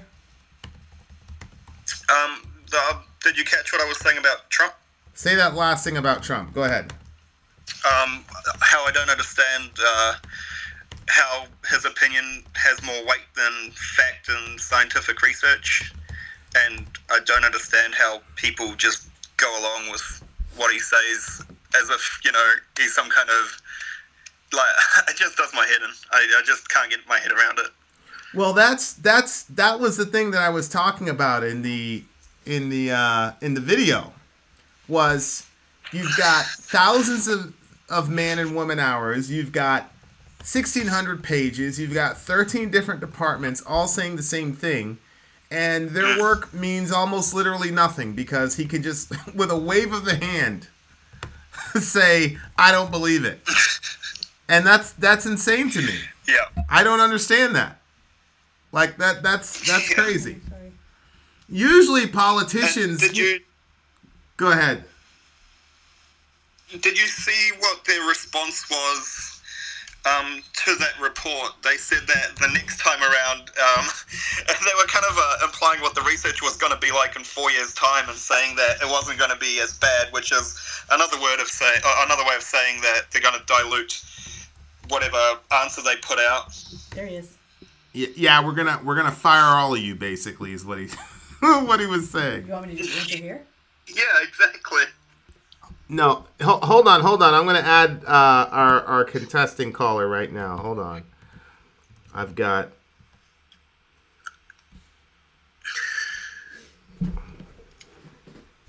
Jon... What did he say his last name was? He said it was okay to say it? He put it in the chat. Okay, it was like Whitney or something. With.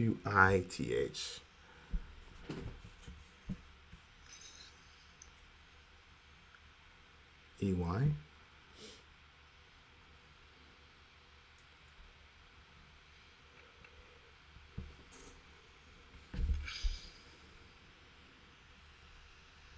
Okay, I think I've got him on the line.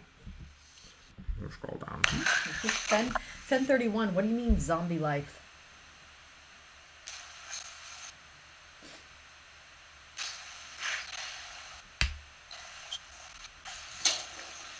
Hello, John.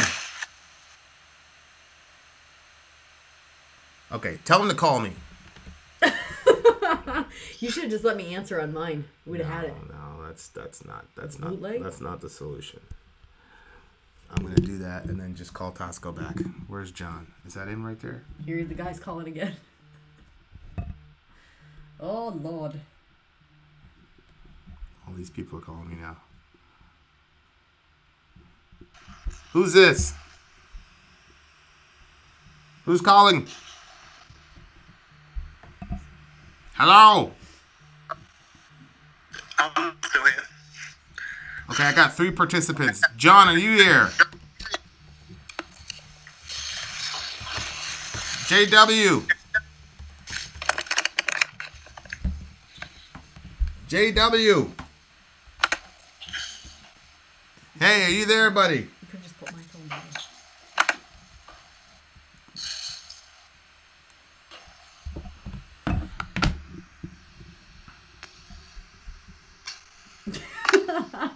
Mr. Samsonite. No, I'm not on the call, LOL.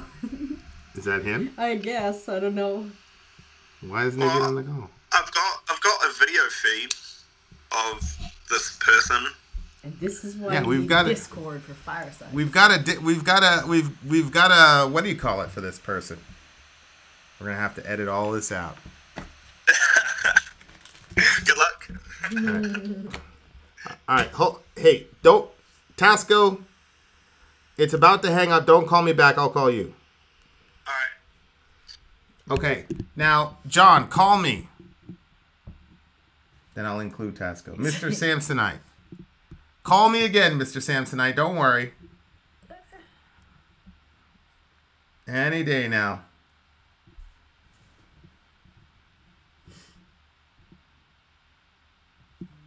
Oh my goodness.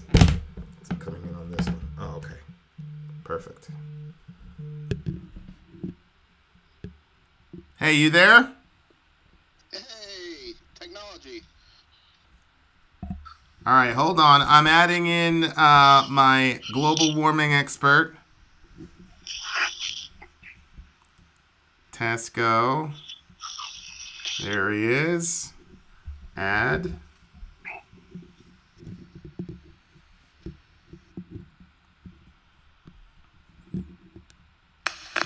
Tasko, are you on? Yeah, that sounds pretty good. JW, are you on? Yes, sir. All right, well, So JW, are you contending that that climate change is not a real thing? Not to the extent that I would hear from Trump. The vibe I get from him is that he just doesn't believe in it at all, and I do think that there is warming, but I don't think it's out of the natural cycle of what we've seen over millions of years. So man-made climate change is not real. I'm sure we do contribute to it. I mean, we can clearly see evidence of us changing the local climates. Smog is a great example of that. Polluting the waters and things like that. But on a global scale, it's like the equivalent of dumping a bucket of water in the ocean and expecting the sea level to rise, in my opinion. I don't think we contribute as much as what is being claimed. Okay, so it's been vastly exaggerated. 70% of the world's forests in the last 100 years. Well, I mean... Wait, stop. Tasko, say that again, please. Said, what about the reduction of the world's forest by 70% due to deforestation in the last 100 years? Yeah, that's happened, and that's a problem. That's not a good thing, for sure. But there has not been any studies that show the correlation between the deforestation and the increase in temperature to that degree. Well, the plants are what's absorbing the carbon dioxide out of the atmosphere, which is what keeps the carbon dioxide in check. Right. So if you remove 70% of that biomass, it's going to have a massive effect. Do you not think? It would have an effect, yes. But, I mean, along that same level, they've been modeling the CO2 emissions for years now, ever since the Inconvenient Truth came out. And, all the models showed that the CO2 levels were rising at an exponential rate, and that the greenhouse gases were going to cause a global temperature to rise at that rate. And according to all those models, Florida should already be underwater. The ice caps should be nearly non-existent. The global temperature should be out of control, and all of the models average to this like hockey stick like graph. It's the exponential going up is what they're expecting the CO2 and then the temperature to follow. But the actual data of the temperature has not followed that. It does not correspond to the rate of the CO2 rising.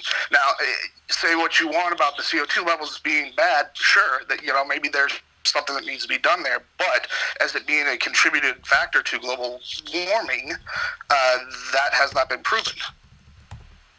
Okay, but when all the research talking about the polar ice caps melting and Florida being underwater and all of that was going on, they weren't saying this is happening immediately. They were predicting about like in the next century that this is. No. The prediction was by 2010. This is happening over the next 100 or 200 years or whatever it is.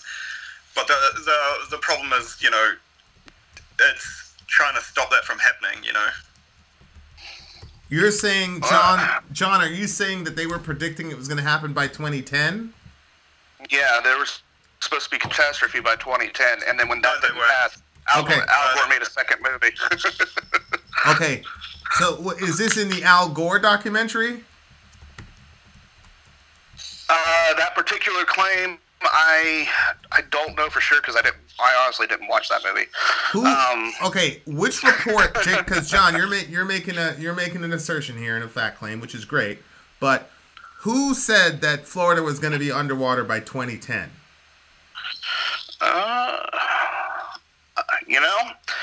I'm going to Google it right now because that's not fair for me to go ahead and say that without evidence, and it's one of those things that you heard, and sure, it could have been CNN or Fox News or anyone else saying hysteria, so yeah, that's a fair point. I guess I can't claim 2010, and we'll leave it at that. All right, can I just provide some anecdotal evidence? Sure.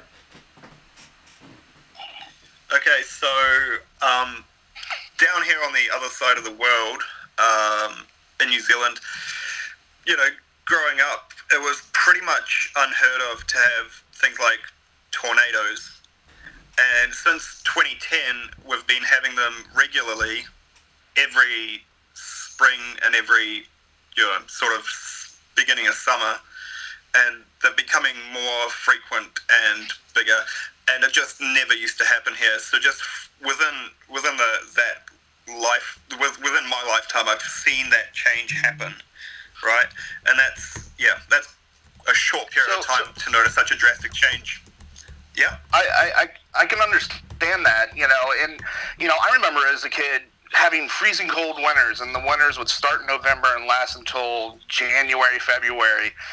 And now it seems like winter doesn't start until January and lasts until March. It's definitely different, right? But in 30 years, that's not climate. That's still kind of weather. Climate's hundreds of years, thousands of years, millions of years. Can you say that in the last 30 years that stuff has happened that seems a little unusual to us because we just haven't experienced it? Sure. Can you say that it's out of the norm of our Earth cycle over our 120,000-year cycle where we go through periods of warming and cooling, and then within those 120-year cycles we have 10,000-year cycles where they have many ice ages and heat waves, and then within that they have even smaller variances as well? I mean, John, we go through patterns throughout the years. John, it's a famous number, is 97% of scientists in this field have a consensus that human-caused climate change is a real issue and a real danger. Do you dispute that number? Are you saying that 97% of these scientists do not say that?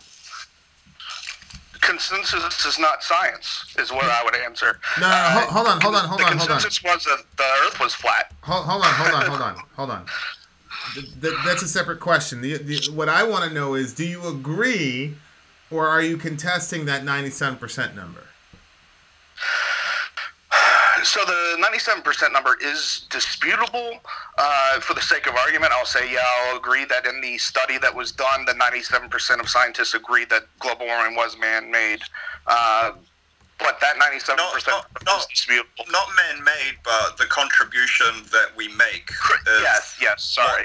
Accelerating it and could, over a relatively short period of time cause, large amounts of damage, and eventually could take us out.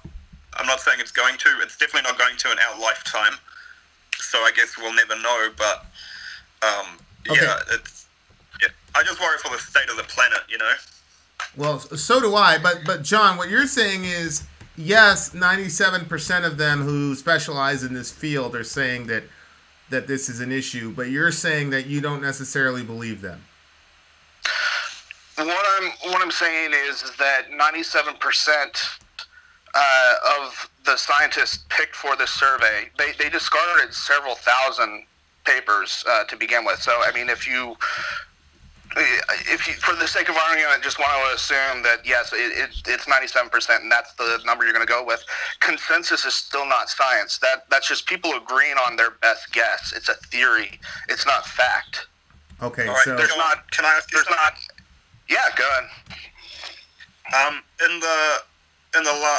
In natural history, I'm talking millions of years, has there ever been any oil taken out of the ground and burned, or any forest completely wiped out for cutting down for any other species other than us? Sure, it happens naturally all the time.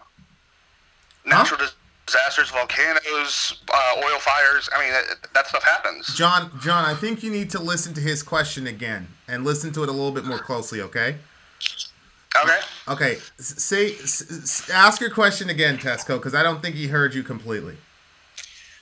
Has there ever been a species on this planet that has extracted things out of the ground and burned them, or burned down forest fires, or wiped out entire species just because, No. Okay. Okay. So we've got a situation on the globe that's never happened in millions of years, right? That's pretty unique. Situation on the globe. Pretty unique to us. That's never happened And then on top of that, we've got 97% of the folks who've dedicated their lives to this field saying that this is an issue. But you're saying with both of those truths combined, still not enough to convince you that there's actual man-made climate change happening. All right, so let's look at it a different way then.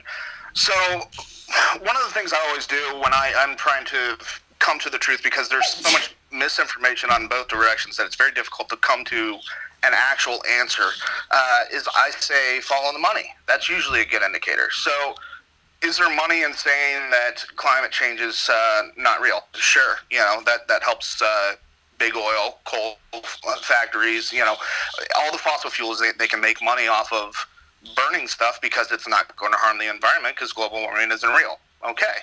Completely agree. What about the other way around, though? Is there money in saying that we are in a serious climate issue? And the answer is absolutely yes. Green energy, for example, is a great thing. That's exactly what Al Gore did after his Inconvenient Truth, is invest in green companies, made billions in stock shares for this technology to convert solar and wind that is not self-sustaining. It is not profitable because it is not efficient enough with our current technology. So we have government subsidies to help pay for these. All right. The other thing that they want to do is cap and trade. Set a limit to how much carbon emissions we can make as a company, and if you need more, buy them from another company that doesn't use that much. So you're making CO2 a commodity that's tradable. It's a new stock exchange. People can make millions off of this. Meanwhile, you haven't reduced the number of emissions because they just changed who gets to do that amount of emissions. So, small business, whatever. I don't make that much in emissions. Sure, here, have some. And big polluters they talk about that. They've set limits for how much a country can emit. So if you're a country that has a smaller carbon footprint, right, then you can sell that carbon footprint. Pretty much the limit that they've set is estimated as what would be good enough that it's not going to cause critical damage in the near future. That's what they've based it on. I don't like that it's monetized, but the reason it's there is... That goes... No, I get it. And that goes back to my point, though. You still follow the money. You look at our country, and we're one of the cleanest countries out there. We're not the cleanest, but one of. We're actually pretty good for our environment. We do pretty well. Meanwhile, we send billions of dollars, used to, through the Paris Agreement to help third world countries and China to help give them the technology to reduce their emissions without actually setting any sort of mandate or follow-up to do it. So we're sending the money. It's a money game. And then you come back to... Okay. Hold on. So are you saying that this consensus of 97%, they're all bought by this sort of money-making scheme? Is that your argument? No, I don't think everybody is paid off by somebody. Like, no. What do you? Let me ask you this question: do you believe that 97% number? Do you believe that they truly believe we have an issue? I don't know. I've read some of them, and they make good arguments, but I have not read all of their papers, and I've followed through the survey that surveyed the people who wrote those papers, and it, as far as I can tell, seems legitimate. Okay, so hold on. I personally know quite a few of these, 97% people, and I can attest that money isn't really that high on their agenda. Okay, so here's what I'm getting from you, John. 97% is a valid number. That's real. They have valid arguments as far as what you've seen. You just don't believe them because there's a way to capitalize on the pivots that we'd have to make in order to save the environment. Is that pretty much the argument? were really serious about reducing emissions, we'd be investing in nuclear. Plain and simple. We would not be wasting money on solar and wind, which is harmful to the environment, which is not self-sufficient, which costs money from the taxpayer to subsidize that.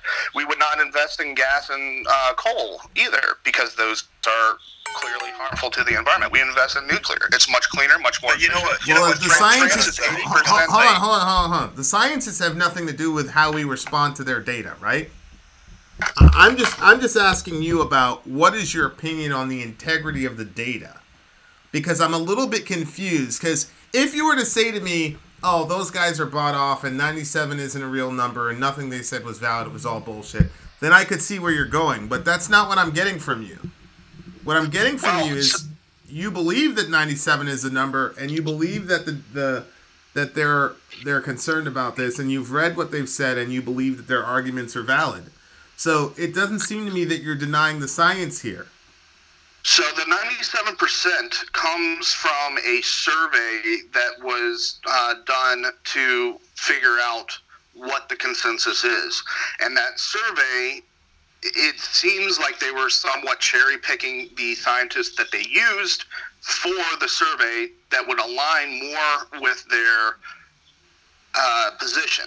So the scientists themselves that believe this. Sorry. What do you mean? Like you say that they were cherry picking it. So, what do you mean by that? Who was cherry picking? And the people doing the survey. There were thousands of scientists that were just dismissed from it, from being part of that survey. You know, the 97% is widely disputed. It's not a fact that 97% actually agree with this. I just conceded that point to say that it doesn't matter if it's 97% because consensus isn't science, but that's a different issue. Okay, so because Earl, that I was giving you an opportunity to contest that number. It seems to me that somebody must have private messaged you a talking point. Is that what happened? Tell the truth, John. I missed that. You broke up there a bit. Did somebody private message you a talking point? Yeah, I'm paid by Big Oil. No, I just think Winter private messaged you some talking points, because earlier you were fine with the 97% number, and now you've got this. For the sake of argument, yeah. I said from the beginning that number is disputed, but for the sake of argument, let's just say it's 97%. 97% consensus doesn't mean anything. It's still consensus. No, 97% is significant. I don't know what you mean by it doesn't mean anything. Okay, well, it was consensus that the Earth was flat. Am I wrong? No, I don't think there were. This is not science. It's not. Let me ask you a question. Let's say that man-made, and thank you both for being here. Let's say that man-made climate change was a real issue, right? Uh-huh. What would it take to convince you that that was a real issue from a scientific perspective? Data to support that our global temperature is increasing at a rate outside of these natural cycles. The actual temperature data does not support that. Tasko, do we have any data that supports that or no? Yeah, plenty of it. Okay, give us a source. I mean, I don't know any figures off the top of my head, but I don't, I've never heard of anyone. Well, sorry, I should restate that. I don't know where this information is coming from. That you're saying that it's not outside of normal realms, because I mean, from all the information that I've seen and all the research that I've previously done, even though I haven't really done any in the last couple years, but all the previous history that I have with the topic all said the same thing, and that is that it's outside the norm and that it is going to have bad effects, to some of which I see with my own eyes, You've got, I mean, look what's happened in California. Well, that's not a single issue. That's multiple factors converging into one. It's not climate change caused fires. Well, it's attributing factors that, help make it worse. You could argue that, yeah, I guess. Well, you said that 70% of the world's forests have been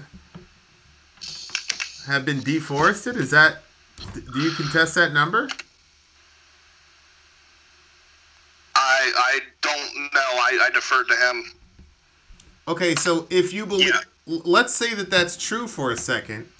How could that not affect our climate? Just logically speaking. Well, if that were the case, and it's been happening for 150 years or so, that we've been just decimating the rainforest, and it's only the last 15, 20 years that climate change has been the issue. Before, these changes take a long time to happen, and the fact that we can even see the changes within our lifetime is pretty scary, in my opinion. Okay, so this is the Food and Agriculture Organization of the United Nations. According to the report, deforestation is the second leading cause of climate change after the burning of fossil fuels and accounts for almost 20% of all greenhouse gas emissions. This is more than the entire transport sector. Between 24 and 30% of the total mitigation potential can be obtained by stopping and reducing tropical deforestation. I mean, that's man-made, right?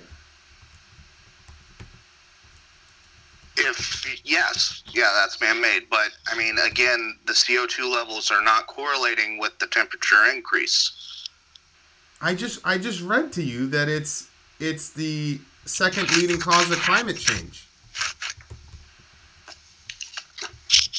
And we're the one that's doing this rampant deforestation. So how could...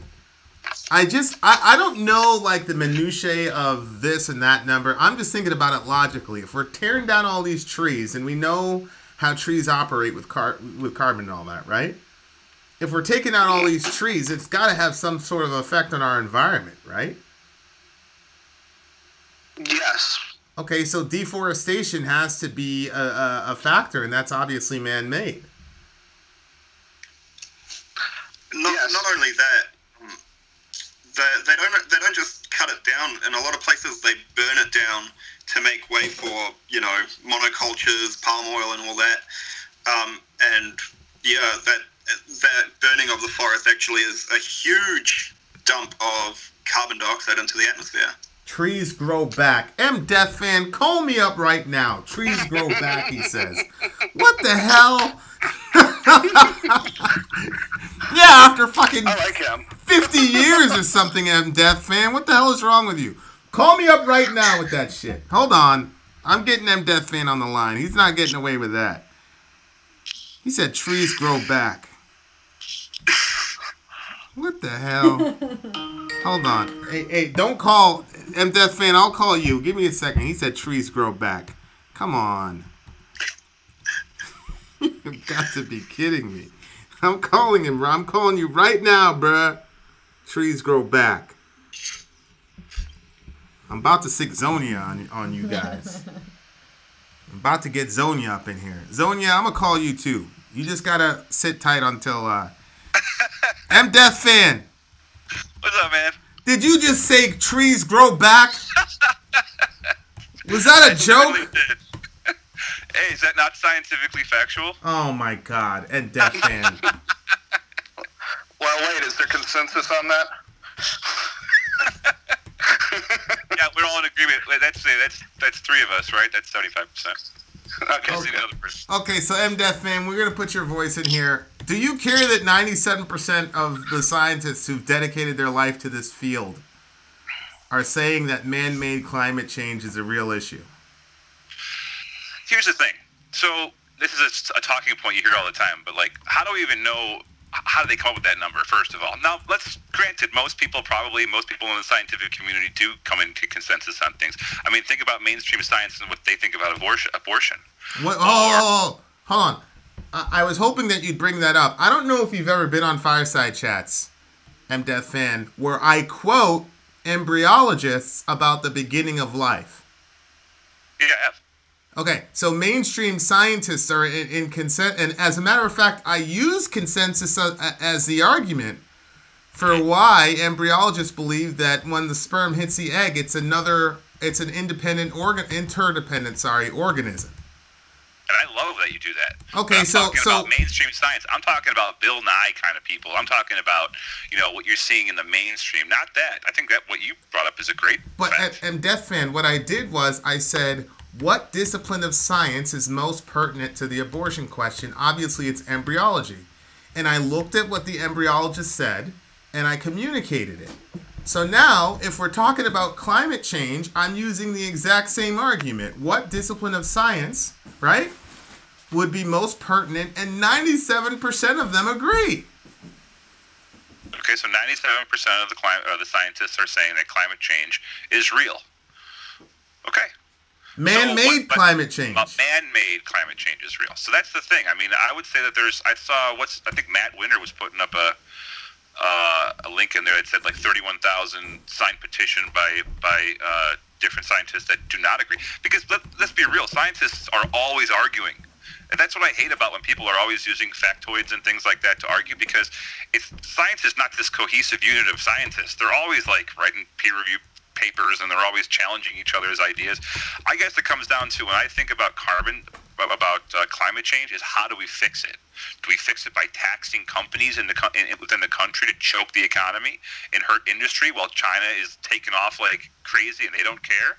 Okay. I think that's important. Okay, now I said that in the video that it's an absolute concern, and people on the left act like it isn't when it truly is an absolutely legitimate concern. But that's a separate topic from, is man-made climate change a real thing? Did you hear that? Oh, that's on there. Sorry. That's my question. I don't know. I don't know the answer to it. Okay, I'm going to ask you. I would say there's not enough evidence to say one way or another yet, conclusively. Okay, let me ask you this question, John. The sun is, let's agree. A lot of times when they were talking about these, I remember the big controversy after Al Gore came forward with this, and was that they weren't even factoring the sun into the equation here at all, like as a source of heat. And I don't know. Do you remember hearing that, caller, before? Yeah, I know.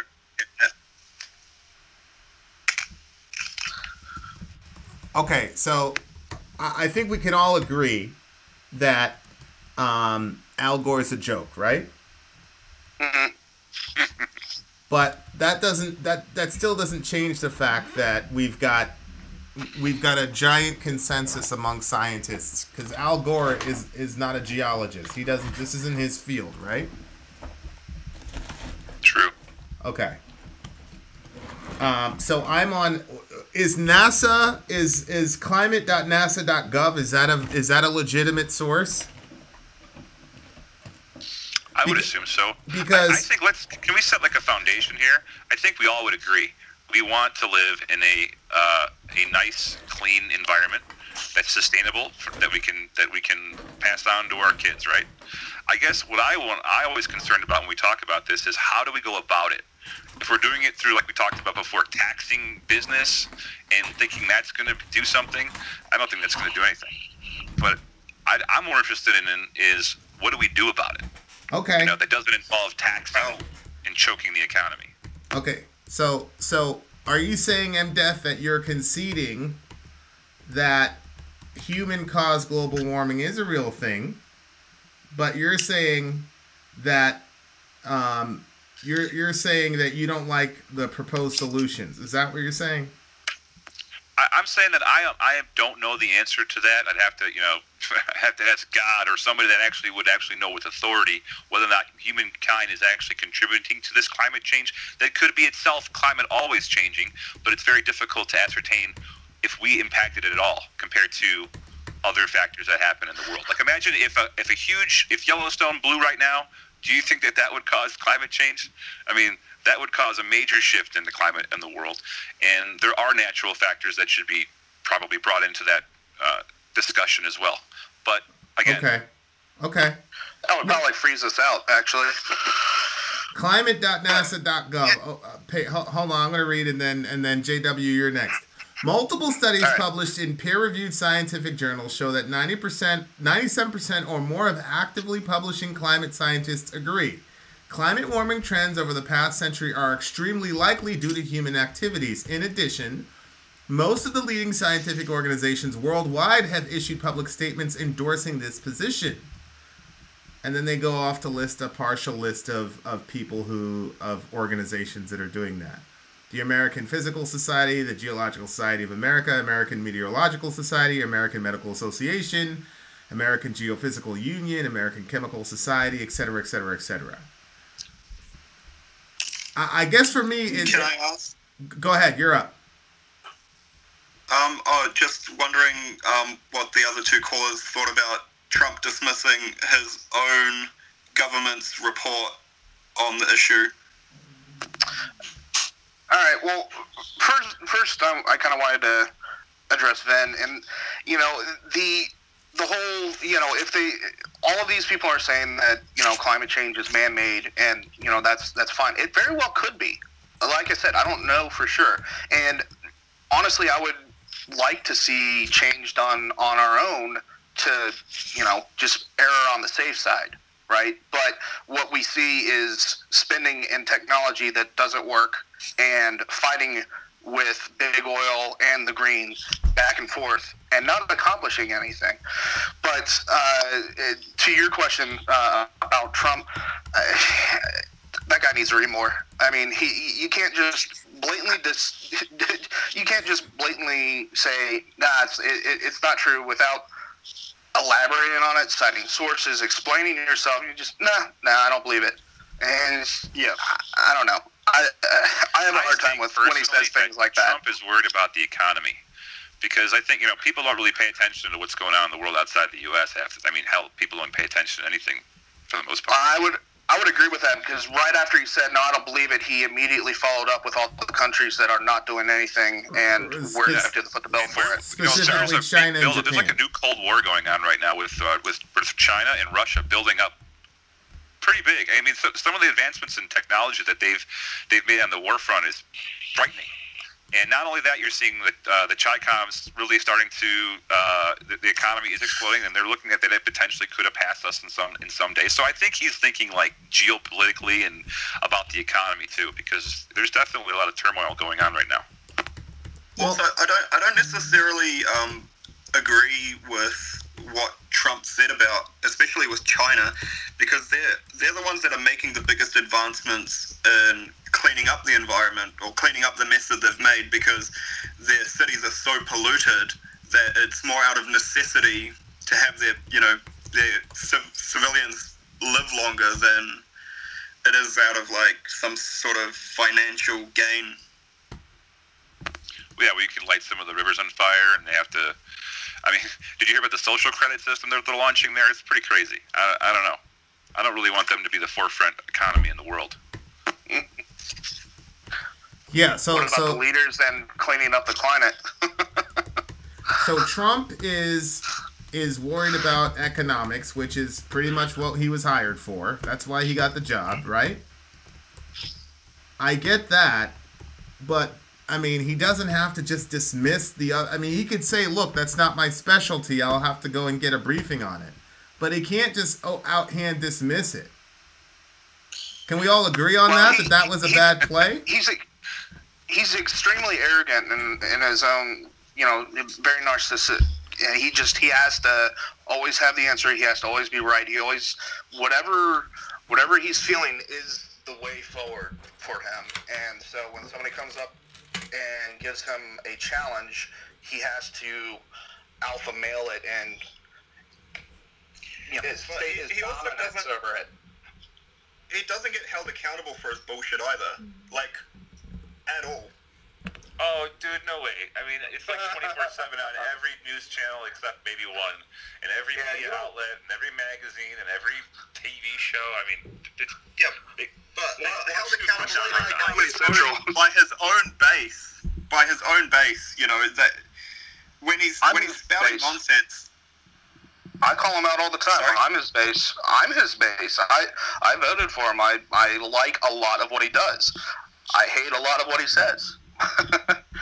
All All right. Okay, so I think we figured it out. I think we're skeptically, MDethFan and Jon are skeptically, begrudgingly saying that man-made climate change is probably a thing, but we, what is it, guys? We don't like the liberal, leftist, green solutions to the problem. Is that pretty much it? Yeah, the green solution is not a solution. Coal is not a solution either, or any other fossil fuel. Yeah, we need cold fusion. Let's get on that. But yeah, like the windmills, killing birds, and those big thunder rays that are known for just totally frying birds anywhere in the vicinity that fly. Have you seen those? Reflective mirrors that the big collectors. Yeah. And France is 80% nuclear. Did you know that? 80% of the power is nuclear. One of the cleanest countries. If you think that, go ahead. I was just going to say, I'm for that. If it's not going to fuck the environment, the thing is that you have to be so careful to get it right. Otherwise, you'll have what happened in Japan, what happened in Russia. Agreed. So it's sort of a double-edged sword. Damned if you do, and damned if you don't. Yeah, I think a lot of that is scare tactics, honestly. Nuclear, even in Japan after the massive earthquake, which was a huge natural disaster, the damage to the ecosystem was relatively not that bad. It certainly wasn't Chernobyl, I guess we'll have to wait and see, though, on how that pans out in the next 10 years, because they just pumped that water back out into the ocean for months or for years. Yeah. Yeah, I think there's irradiated fish in Hawaii or something. Well, yeah, you see fish or you ever see all those dolphins that just run aground, or just really weird stuff. Who knows how it's going to work out? But that's the only danger of nuclear. It does pose a threat to the environment if there's a meltdown, if there's an earthquake, if there's an attack. Once that happens, So let's ask the question. So we're talking about the environmental impact. How many nuclear disasters have we had over the last since they've started? A handful, right? Maybe. Yeah, I'd say so. Yeah, there are thousands of nuclear reactors across the globe. Thousands. The track record is actually really good.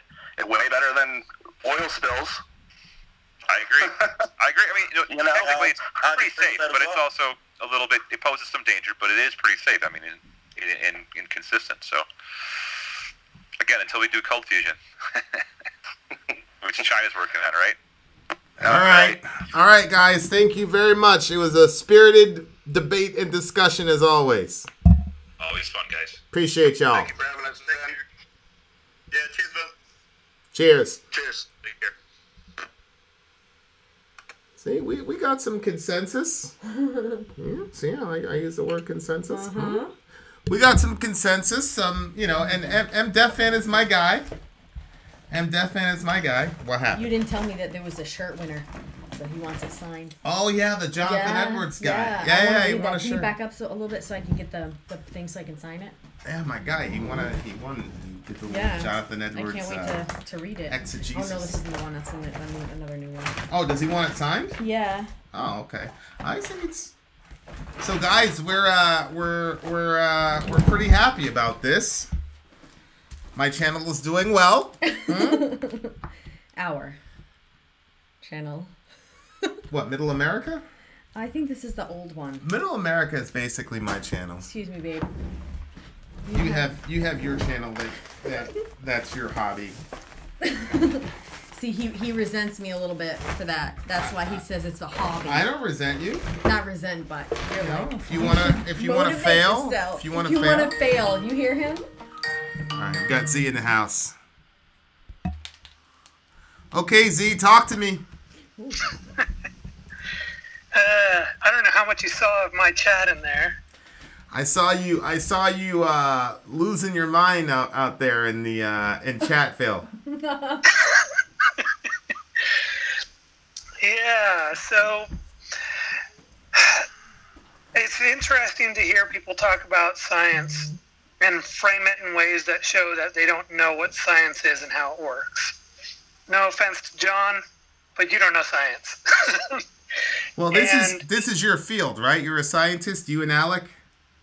I'm an engineer, but I work in science. So Okay. I spend all my time working in the scientific method every single day.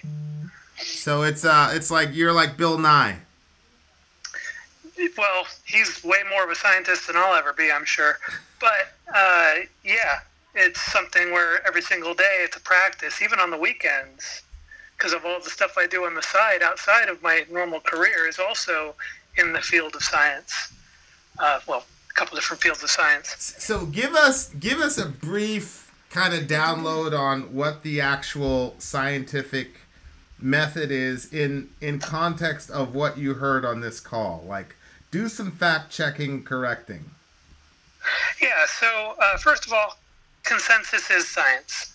A lot of people want to think that science is supposed to be this 100% exact thing. If you don't have 100% of the scientists in that field concurring, then it's not science. Well, that's not true. Science is actually built on the principle of fallibility, which says that we don't know what is certain. Science attempts to create structures that create repeatable patterns that give us data to understand things, but it doesn't necessarily determine that things are certain. As a matter of fact, if you ever hear a scientist saying, "I'm certain," then I would question their background and how strongly they are in the field of science. Because a scientist is not going to tell you that, which Okay. is, I think this causes the breakdown for like reporters and stuff, because they go and they say, "Oh, well, it's a scientific fact that," well, as soon as somebody says that, you got to start wondering whether or not that person knows what the heck they're actually talking about. So consensus is the direction that science moves in. So if your colleagues, so let's go through the scientific method a little. The scientific method starts out with a question. You ask a question of, is the Earth flat? Yes or no? And then you hypothesize based on the information that you have available to you at the time. You may have to just grab more information as you're learning and hypothesize that based on the information that you have, you should be able to determine that the Earth has a curve, and therefore, based on certain pieces of information you have, that curve could continue all the way around and meet itself again. And that's your hypothesis. Okay. Then you need to come up with a way to test that hypothesis. So that's the next thing that you're going to do. And you got to come up with a standard for testing it. Your peers are going to look at your work and make sure that you're not doing something like cutting corners, or this is where peer review comes in, that you're not going and saying, "Oh, well, I'm pretty certain that the Earth is round, therefore I don't need this little piece of information I have here." So that's where peer review comes in, to make sure that you are actually looking at all the data in as objective a manner as you can, not subjective. So your peers will peer review that.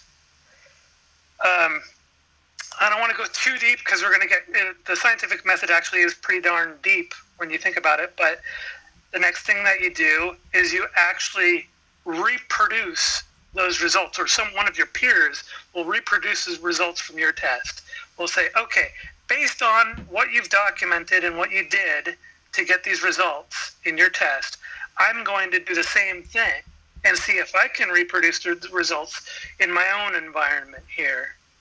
And if they're able to reproduce it, then, which they also go through yet another peer review on their end, if they get a positive peer review and they are able to reproduce those results multiple times in a row, then that person who reproduced the results says, "Well, I can concur with my colleague. I can reproduce the results multiple times over." And others in the same field can look at that information and say, "Okay, I concur with my colleagues. It looks like they've done all the right things." What happens is, as scientists in their field concur with each other, that creates consensus. You don't need 100% consensus. You're never going to get 100% consensus. The science is always up for being challenged, and you can continue challenging it. But when there is consensus in the community, that means that for the time being, that is the platform from which we can derive scientific laws or rules that we can base other scientific judgments on. So that consensus is science. That is the direction that science moves in. And there can be incorrect consensus, as was brought up by Jon or MDethFan. In 438 BCE, we challenged that the Earth was flat, and it had the very first proposal that the Earth was actually spherical. So it's science can change. That's the whole idea of science. Science is never certain. Science is always able to change. Wait, so you're saying science is never certain. So Zonia, are you saying that there can be some discovery 100 years from now that completely undoes Darwin's macroevolution? Yes. Okay, so then you would say that your belief in Darwin's macroevolution now has a modicum of faith attached to it. No, I'm never certain. You posed that for Alec and Adam a number of firesides ago, and I wanted to chime in on that and say that no, I actually don't go on faith. I will look at the data that is available to me and the people who have contributed to the recertifying of that information. So I'll question it, and I'm willing to accept alternatives, at least for discussion. No, here's what I'm saying. I define faith as the gap between knowledge and certainty. Mm-hmm. So you're saying you're not certain of it. Mm-hmm. So if you were defining faith that way, then you would say that that's faith, because 100 years from now, something could completely undo it. Oh, yeah, absolutely. 10 years from now, something could completely undo it. Okay. We just had, what was it? I forget the name of the scientist, but work from that scientist back in 1974 had told us that carbohydrates were the greatest risk for modern health and modern consumerism. But due to a big push, because of money from Coca-Cola and Pepsi and all these other companies, they actually propped up research from another scientist that said that fat was a problem. And the scientist who was saying, look, I can show that that sugar-based carbs can be a great detriment to your health. And they basically squelched his scientific research, popularized the opponent's research, and that became the consensus for that field of science until about 2 years ago, when finally enough researchers came and basically challenged the idea, built upon the original work that was done in 1974, and recertified that person's work.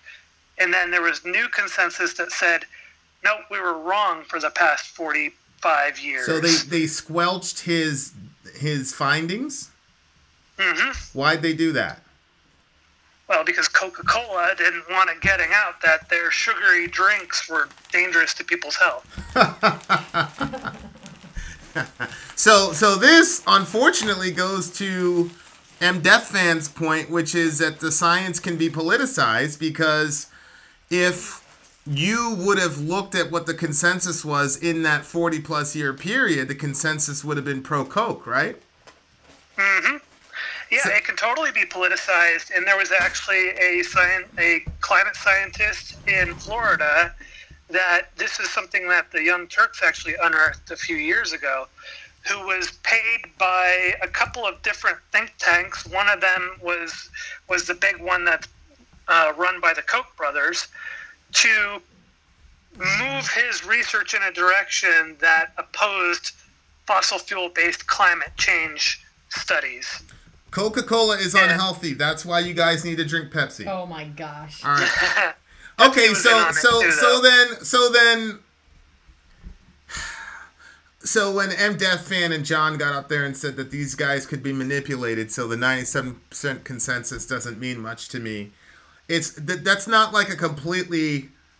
You're not like a Martian for making that argument, because you've got cases where that's happened. Oh yeah, but it would be unwise to ignore the majority, right? So if you ignore the majority consensus, then what is your standard for what is correct? Right? Yeah, where do you look at that point? Is there nobody you can trust? Well, do we just go to chaos? Yeah, see, that goes to the whole epistemic question about reality and all that, which is probably for another show. Okay. Well, so this is where it's a lot easier, I think, for someone.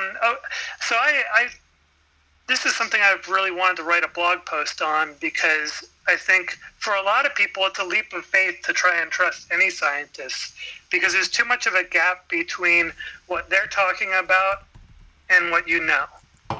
I've been saying that from the beginning, Zonia. Go ahead. So for me, it's not a leap of faith, because I have enough grounding in many different fields of science where I can connect the dots more easily using my own knowledge. Yeah, but most people haven't been in your situation. Yeah, so then what it comes down to is having a trustworthy scientific field, or, just trustworthy science in general. There are some people that have been bought off. I believe that they are pretty much the minority, because at least in the field that I'm in, you find out pretty quickly when somebody's been bought off.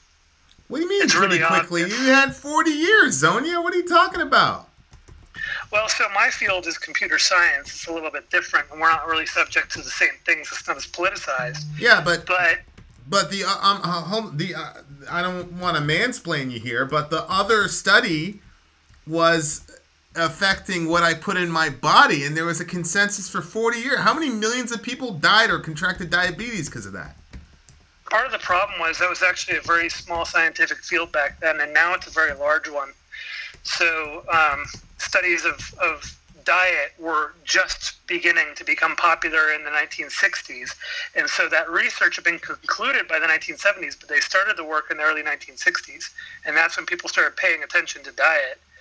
So it was a very small field at the time. I'm with you, but it doesn't seem... And it was easy for one company or a few companies to push one scientist's work up to the top and make it popular among all the news stations. Right, and then you had consensus. So Nihilist is saying, oh, that's why you have consensus. Sorry, Nihilist, for 40 plus years, we had consensus and it was wrong because Koch was quick enough to jump on this brand new study, basically. I mean, good Lord, Zonia, Amazon... buy off a small portion of people, because the field was so small. So it was pretty easy to get enough consensus and flood the news media with the results. That's exactly why I brought up Amazon, right? Which is this giant behemoth which dwarfs Coca-Cola even back in the 60s, right? And so God knows what he's doing. You see what I'm saying? Well, there's so many of us now that it's really easy to spot the culprits. And like when the Young Turks were reporting on the scientist in Florida, they had actually had a report done by someone else, I think it was The Intercept, that identified 2 other scientists. And it was a pretty extensive report. I'd like to pull that one up. But, it's pretty obvious these days when someone's bought, because you can see where their leanings are taking you. Like, this is happening actually in electrical engineering, which is part of my field, where Intel and NVIDIA and somebody else, I forget who, were trying to rig the system for the direction of electrical engineering, to basically move in the direction of NVIDIA wanted to ensure that in 10, 15 years, they have the kind of hardware that they're looking for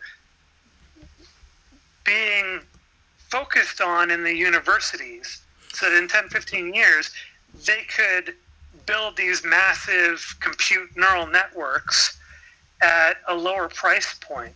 And so they were trying to make sure that the universities were biased in the direction they were going and looking for new ways of creating microcontrollers and CPUs. And it was obvious that there were slants in the research that were going on. And so it got called out. And it was brought up in Wired magazine about NVIDIA and Intel coming in and using money to put the thumb on the scale to bias the research in favor of their, the direction they want to go. So these things are pretty easy to discover now. Yeah, if you're dumb, but a guy like, I don't know, man, Amazon. Yeah, Amazon. So first of all, I don't like listening to politicians and popular people talking about a lot of these things because it seems like they get really big into being in front of the camera and being in the news. I agree with that. As soon as you got a guy like Al Gore quoting numbers, like if Al Gore wants to push an issue, fine. But as soon as you get him quoting numbers, ignore it. Yeah, but what I'm saying is, Jeff Bezos has his hand in the CIA. He is all over the place, right? Yep. Are you saying it's beyond credulity to believe that he's found some way to influence science in some way, shape, or form toward his own financial interests, and he can do it in such a way that is not as obvious as his predecessors, considering how innovative he is? Not at the scale that people are talking about. Not yet, anyway. Give it time, maybe, but not right now. How would you know he's in with the CIA and all that? I don't know. If you're a scientist, it's a way of life. It's hard to find scientists that are going to sacrifice everything that their personality and their code is built upon, because you don't just get into science just for the money, because it doesn't really pay that well. Right.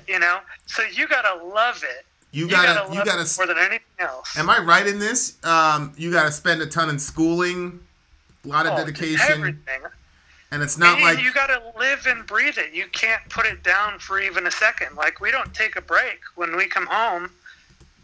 It doesn't stop. Or when it's part of your life. Or when you come to a chat, you can't just hang out and watch the chat like a regular person. You got to come off and...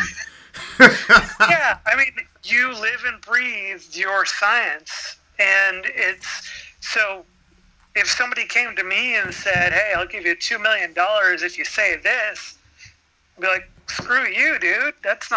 I'm not going to do that. Because you've got another thing you got to worry about. You're also...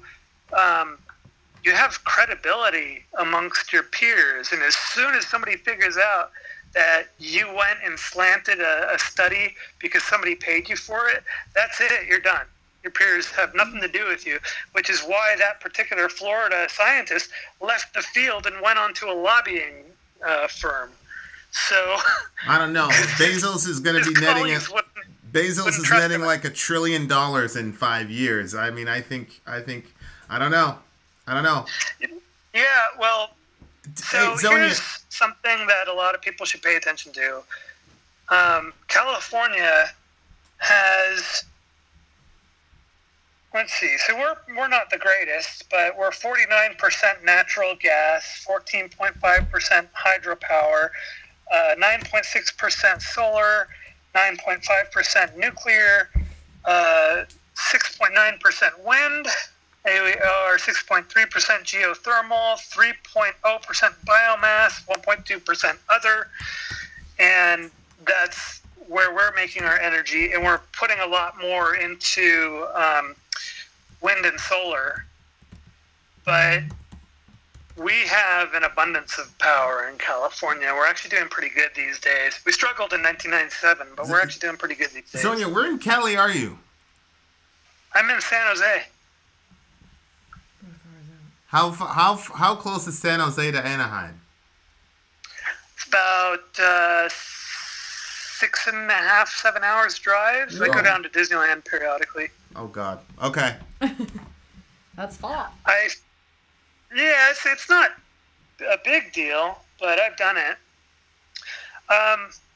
Well, yeah, we're going to the NAMM show, so we're pretty much 95% booked. So we're gonna be there. So I don't know. Maybe I'll swing by and do a Disneyland trip at the same time. Yeah, Here we go. Maybe we could figure something out. Yeah. Hold on. Go ahead, Zonia. I was going to say, all these energy options that people are talking about are not bad for the environment. Actually, they're all the energy options have trade-offs, right? Some portion of it is bad, some portion of it is good. So the question is, are you getting enough energy out of it to address the bad part? And is the bad part tolerable, or is it going to hurt you later on? So like nuclear power, its trade-off is that storing the waste, we don't really have a good solution for it. We just create these underground silos and fill them up. And if the temperature isn't properly regulated, then they explode. And that happened in Poland just a few years ago. They had a nuclear waste storage facility that exploded and poisoned a river. Wow. So that's the trade-off, and you accumulate a lot of it. The other thing is that nuclear is highly, highly inefficient. It takes a lot of energy to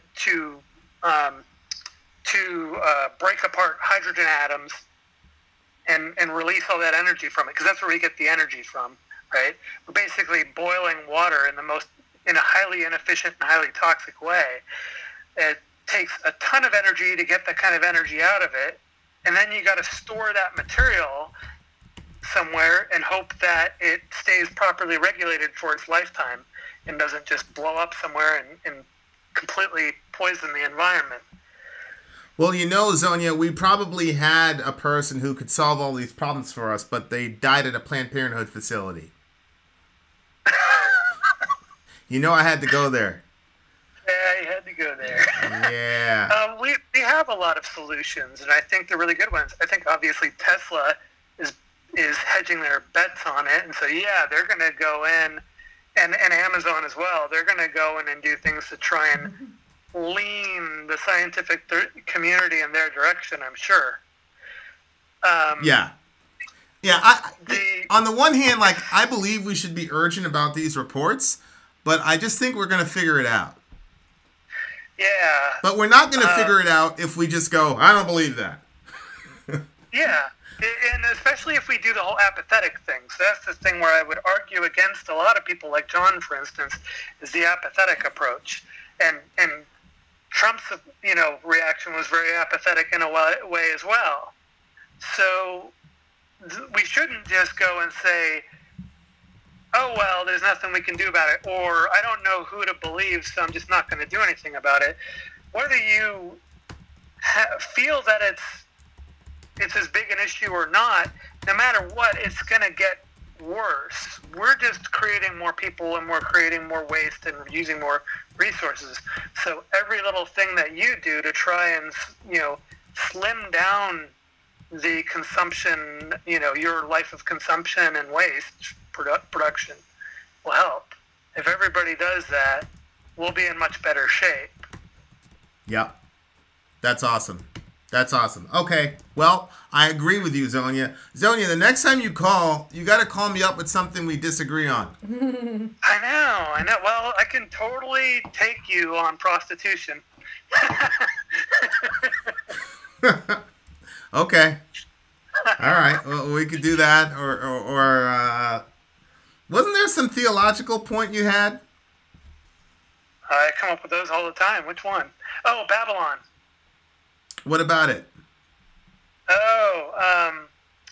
If the Tower of Babel being struck down by God in the form of changing our tongues, or with the way that we speak, if that really was a thing, why hasn't something happened again with everything that we're doing right now with neural networks and AI? And not only that, what we're using that for, to dig into everything that CERN is doing to discover the building blocks of the universe. Because Babylon wasn't a scientific endeavor, it was a religious endeavor. Well, you could argue that this is the same thing. We're trying to understand how the universe came into being. So Yeah, but we've got all this research going on to that, and we've discovered a lot. Yeah, but if I was God, I'd say let him do it, because this is going to show definitive evidence of my existence. Whereas the folks in Babylon, they already assumed God's existence. They were just trying to get to God. They were self-consciously trying to get to God their own way instead of his way. But at their time, they believed in a pantheon, right? So they were trying to reach all the gods. Well, they were henotheists, so they believed in a pantheon, but then there was one, major guy, right? So it's yeah. They had Yahweh just like the others did, and that was part of their pantheon, right? Well, they had you had El, and then El had a son named Baal who rode on the clouds, which is very interesting because you have Yahweh who has a son who rides on the clouds. It's the same idea. Yeah, that's what I was thinking. Yeah. Different name, but same kind of concept. They had the same divine structure, and the real question in the ancient world was who was the most high, because you had all these gods, but which one was the most high god? That was the idea. Yeah, so I look at so I don't know how much you keep up with quantum mechanics, but we had the basic the basic four particles that we thought were the building blocks of the universe, right? We had the electron, the gluon, and the up quark and down quark. And then we found four more identical to it, but greater mass. And then we found another four identical to them, but also significantly greater mass. And now we've come to the conclusion that our model that we had constructed, where we thought we understood a lot more about the universe than we did, is actually only at about 10%. So we're like 90% undiscovered in how the universe came into existence exactly, like how it works. And now we're digging into that. But see, we've been peeling the layers of the onion, and from my perspective, it's basically just the same thing. It's just a modern version of building a tower to, creation, right? Well, yeah, but like I said, I think eventually y'all are going to be like, well, shit, we can't deny that God exists now. I really think like that's where the science is going to lead y'all. And then eventually everybody's going to catch up to the Bible. And then you're going to call me up in the call-in show in about 30 years and say, guess what? Praise the Lord, I'm saved. There you go. Hey, welcome to the team. You can do time travel right now, Zonia, and get saved and save yourself the trouble. I think I'll stick with my science. Oh, yeah. Okay, much love to you, Zonia. Zonia, check Messenger. Check Messenger. Hopefully, we'll be able to connect when we're in Cali. All right. I'll talk to you guys later. Bye. Inshallah, as the Muslims say. All right. All right. Bye. All right, ladies and gents, we had an actual legitimate scientist that broke everything down for us, although I was actually more confident in the climate change people before she called. She told me there was a 40-year gap of bad scientific consensus. That's not helpful. Mm-hmm. Are we going to see you at NAMM? Are you going to be at NAMM? Yeah, they are. Because if you guys are going to be at NAMM, we're going to be there for sure. You'll see us. Did you get my text about Ireland? It's something about a thong or something, and anything with thong or anything like that, I generally don't look up, so I probably ignored you. Got to give it to... We're really lucky that we got Zonia, we got Alec, we got Tasko. We got legitimately intelligent, smart people. And then there's us. I don't know what these people are doing hanging out with us, but there you are. Okay. That's it. I'm blogging my You Don't Know Science post. Good. Blog it, Zonia, and I'll push it on the village page. Zonia, look in your messenger. What? Thong was used in court. Read that story. Oh my gosh. All right, this is the last thing we're doing, and then we gotta pack it up because we have a date. Yes, ladies and gentlemen, Vin and Sori's secrets to marriage have frequent dates. Trouble is, I didn't even know there was a date. Let's do 5 questions as I'm looking up this article. I think you're supposed to ask the girl before you just assume. Nah, this is patriarchy. Let's make it happen. All right, 5 questions for Vin and Sori. Go, Ben. You're excluded. You can't ask us any questions because you don't know how to control yourself. Babe, I need you to look at the questions. When is Sori's... Oh, that's Ben. When is Sori's Girl Talk stream? Ben, I told you I don't know.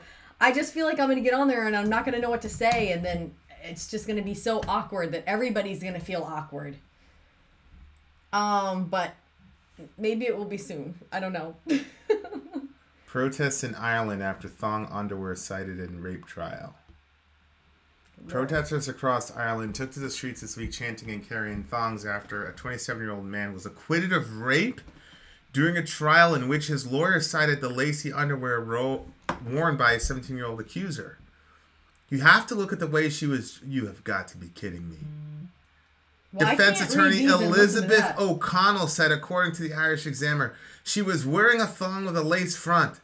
After deliberating for 90 minutes, the jurors, 8 men and 4 women, unanimously found the man not guilty.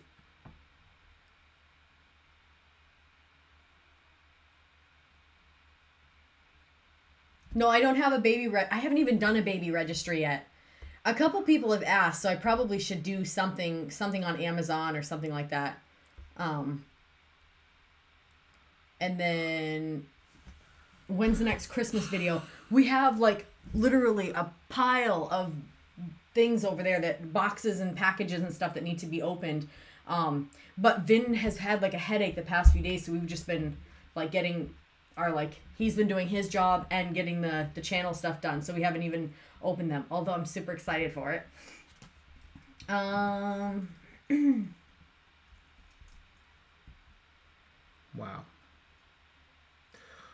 All right, well...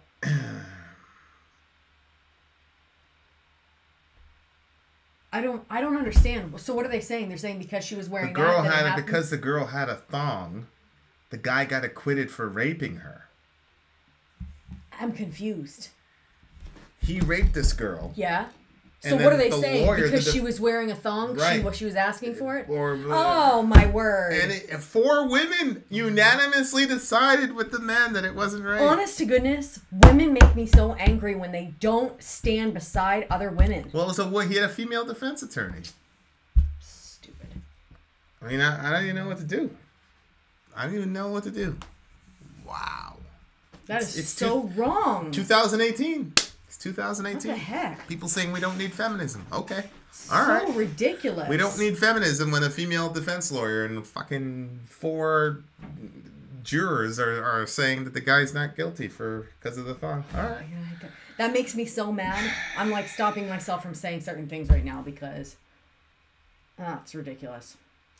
Then there was a girl that in Saudi Arabia that recently got beheaded about 2 days ago because she killed the dude that was trying to rape her. Mm-hmm. So I guess we should just have the women wearing hijabs and burqas, otherwise they won't get raped. Where was this? Ireland, Ireland, I'm pretty sure just like co-signed like massive abortion for everybody. So you figure, I don't know, man. That's crazy to me. Yo, if I'd have seen that video, I'd have shot something about it because this is crazy. Well, Dirk tried to show it to you. But you couldn't get past the thong. I couldn't get past the thong thing, so I didn't even look at it. That's insane. There's Dirk being silly. I know. You're missing the point.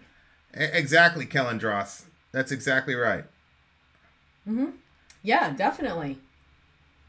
Definitely. I don't know what you mean, Stephen Doss. What do you mean isn't the Bible problematic about women and how they're treated? If this guy would have been in a biblical court, they would have stoned him to death. Right. They would have threw rocks at his head until he died. What are you talking about?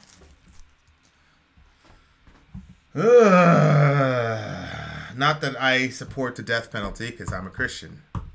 But there would have been a bunch of unbelievers who would have stoned him to death. Good Lord.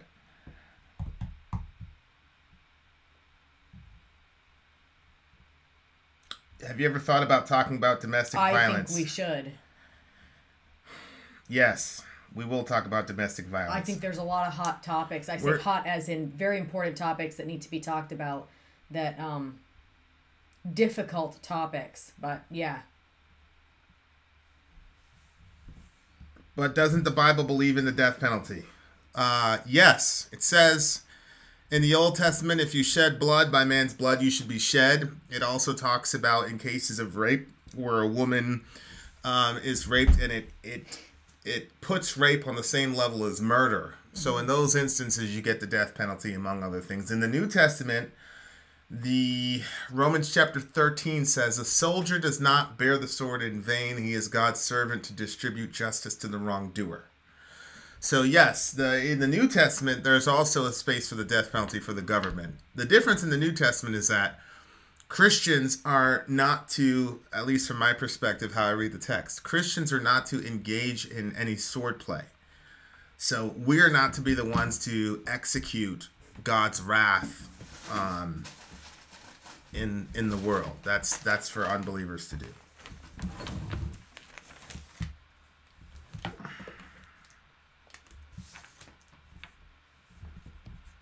Do I believe it's immoral to kill to defend my kid's life?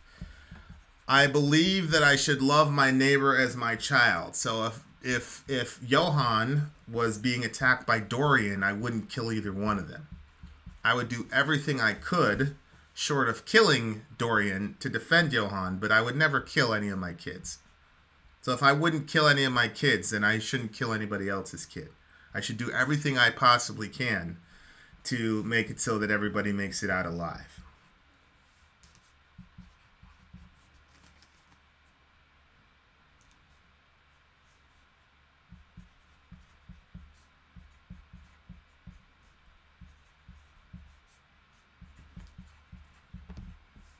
As much as I have to say about domestic violence, I don't know if I'd be brave enough to call in about that. Well, Gersock, take your time. And when it's time, it'll be time. Yeah, Monica, we did. We have thought about doing, we'll definitely be doing something on that topic. Well, egregious. If I wouldn't kill my child, then that's the basis for which I wouldn't kill anybody else's child. Zonia, check Messenger again. I believe, biblically speaking, I'm to love my neighbor as I love my child. And so, I wouldn't do it. That's me in my best moment. Now, what would happen in real life, I'm not sure.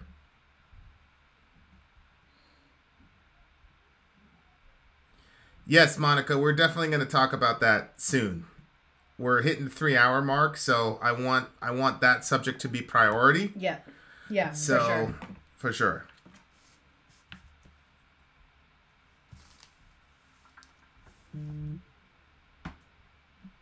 But you support other killings, right?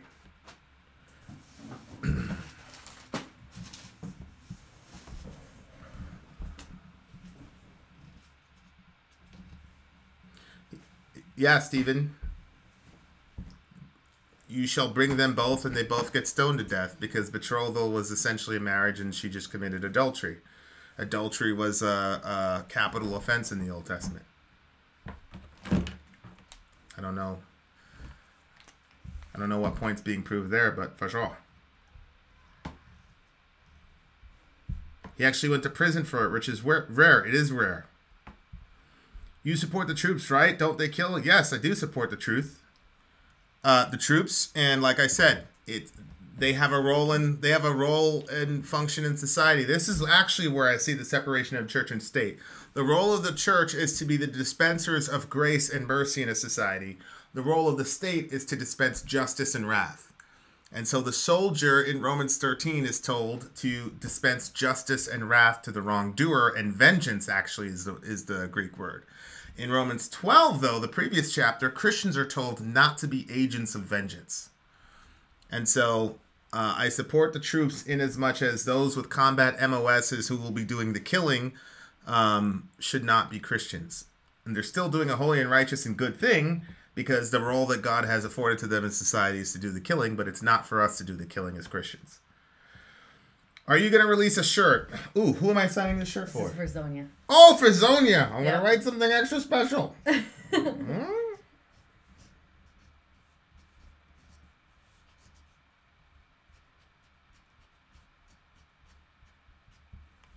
Babe, what does that even say?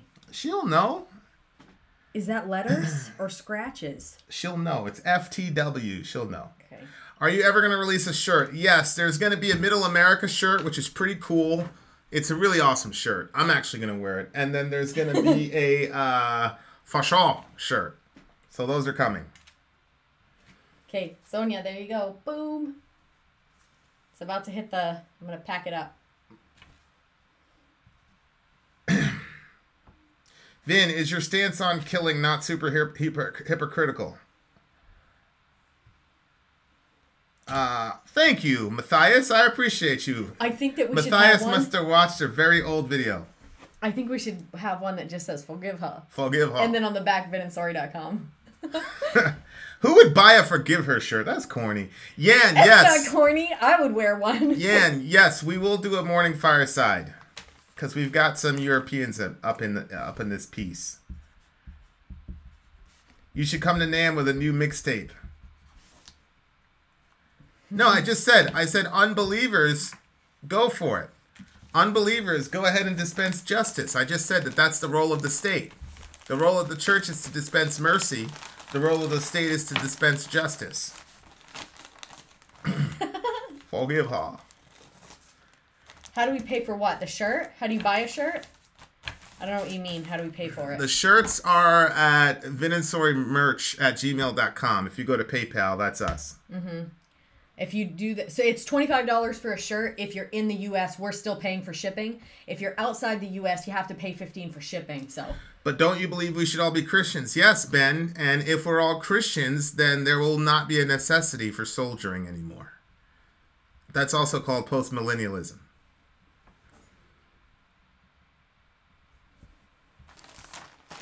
It's all packaged, Zonia. So I've got Zonia's and I've got Steven, the winner. Well, I know the world doesn't currently work that way, but I have better things. I think that God has better things in mind for the world. You should do a shirt that says "Shout out to the big homie." Holding a gun out in the open while police are looking for an active shooter. Good idea or bad idea? Well, my answer is if you're black, it's a terrible idea. If you're white, you'll be okay.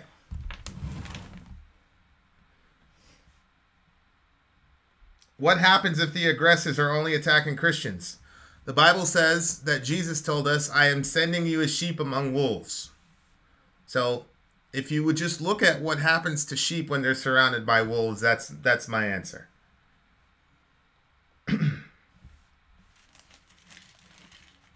Vin has a long-term belief that he feels will stand up in violent areas. I don't know what you mean by stand up in violent areas.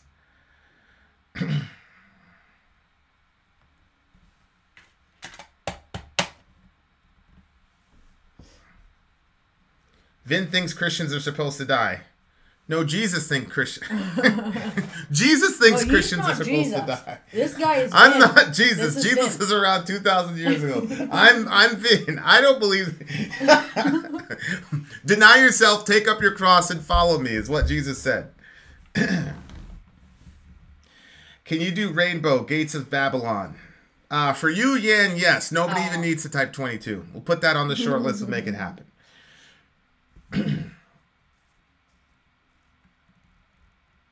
Didn't you say everyone follow Jesus, not that everyone should be Christian? Honey, you gonna remember what Right. that was? Yeah, just Babylon. Rainbow. Rainbow is Dio. I like Dio. Yeah, Gersock. Jon, if it doesn't happen, you gotta message us again and we'll do it. Yeah, to be completely technical, right. If everybody follows Jesus, then there won't be any need for soldiering. Isn't the commandment, thou shalt not murder? Yes, you shall do no murder. That's a commandment in the Old Testament. But we, as Christians, are at a higher standard than what happens in the Old Testament.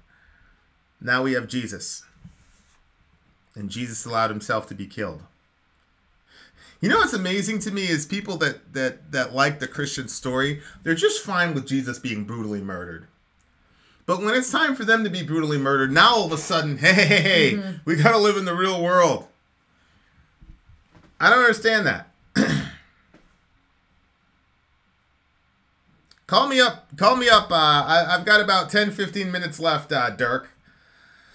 Jeremiah, email us for details. vinandsorry@gmail.com. No, if you want to make requests, make it on the website, vinandsorry.com, and there's a request page, and then it tells us what's the most requested. No, what I'm saying, Ben, is that offenses that call for capital crime should not be dispensed by Christians because we don't dispense wrath. We're not the dispensers of wrath in the Bible. The dispensers of the wrath in the Bible are members of the state. If we were in a situation where we had a Christian world, then there would be no necessity for dispensing wrath, which is what we're aiming for. But if we keep killing people to defend ourselves, we'll never get there. Who's on the line? What's up, it's Dirk. What's up, Dirk? I'm chilling. Okay, what are you calling me for, brother? You said to call you up. I guess it's about my objection to pacifism. Oh, you mean your objection to Jesus? Well, yeah, in a sense. Okay, so just so we're clear, you're rejecting the counsel of Jesus Christ because you feel that he was being impractical. By today's standards, yes. Okay. Well, he was also impractical by the standards at the time that he was living in. Very true. And he died for it. Right. Yeah, I understand why you want to use Jesus as an example, but... Yes, I want to use Jesus as an example because I'm a Christian. Yeah. Christians generally use Jesus as an example. I don't know what your religion is, Dirk, and I'm not being funny. I'm just saying I don't know what your religion is, but I'm a Christian, so Jesus is my example. Wait, how can you not know what my religion is? We've had like 4 different talks. But yeah, and I'm always confused by the time we get off the conversation. You just got up here and told thousands of people that Jesus's advice was impractical. How could you call yourself a Christian? Well, so I have to abide by all the standards, or I can't be a Christian. Come on now. No, you don't have to abide by all the standards, but if you think that Jesus was just being impractical, then obviously you don't believe that he was God in the flesh. Do you believe he was God in the flesh? I do. I feel like that correlation's a little reaching, but... Wait, so you're telling me that God in the flesh had impractical prescriptions for our life? Those don't seem mutually exclusive to you? On the macro level, no, I don't. I feel like he's correct. I feel like that I'm not a good Christian, and that I'm a human being at the end of the day, so I will always question something that lofty.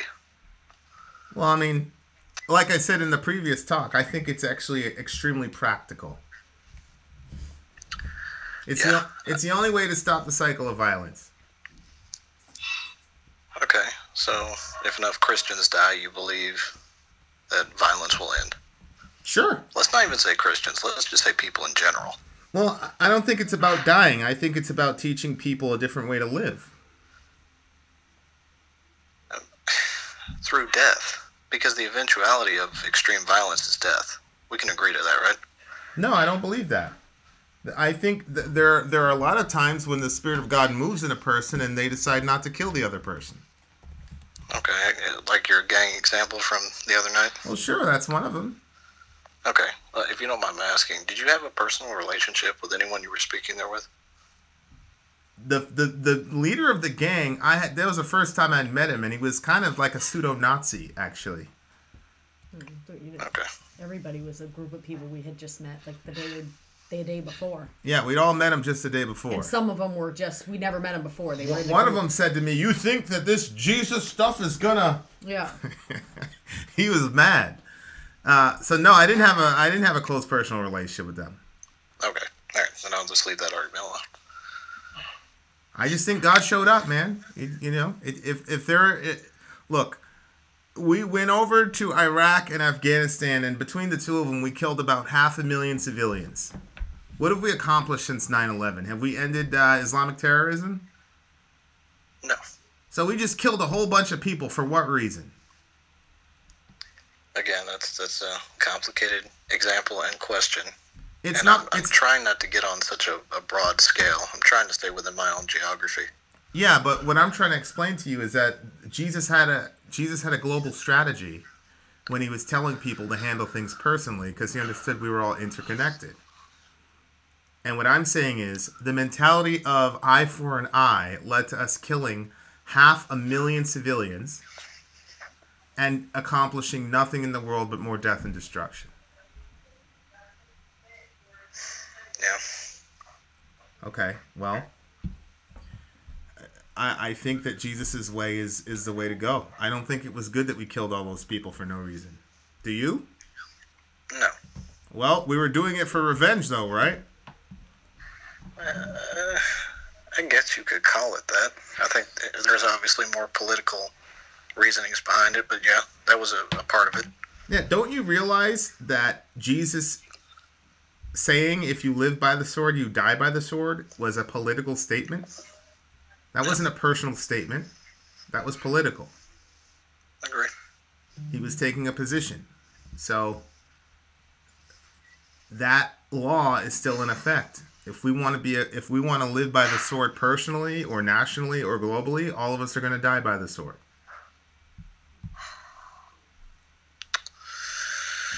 And what I'm saying is, for the future generations to come, I would like it that they inherit a world where there's nobody that's under the threat of dying by the sword. But Yeah, they're going to have to be generations before them willing to be brave enough to live the other way in order to bring that about, to create a new normal. All right. Well, I understand your position on it. Yeah. I still struggle with that.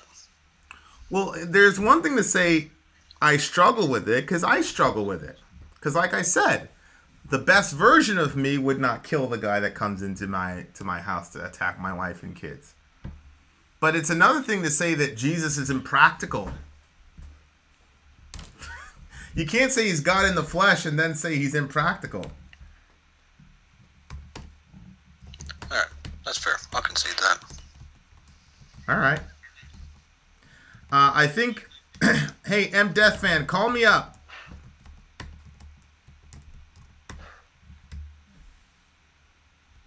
All right. Did you have anything else, my big homie? No, sir. Appreciate your time. Much love to you, big homie. Bye. All right. Bye.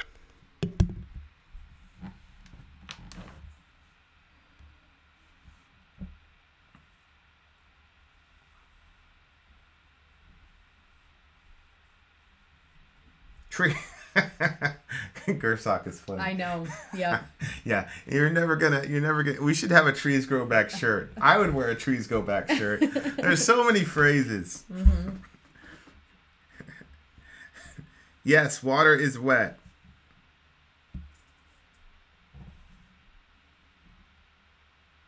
Right, Matthias.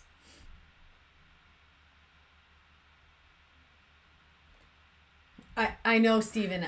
I was thinking the same thing. What happened to just 5 questions? I mean, I think it's fair to say Jesus isn't practical in as much as a perfect version of myself isn't Christ-like, so it'd be silly to try to be that. Okay.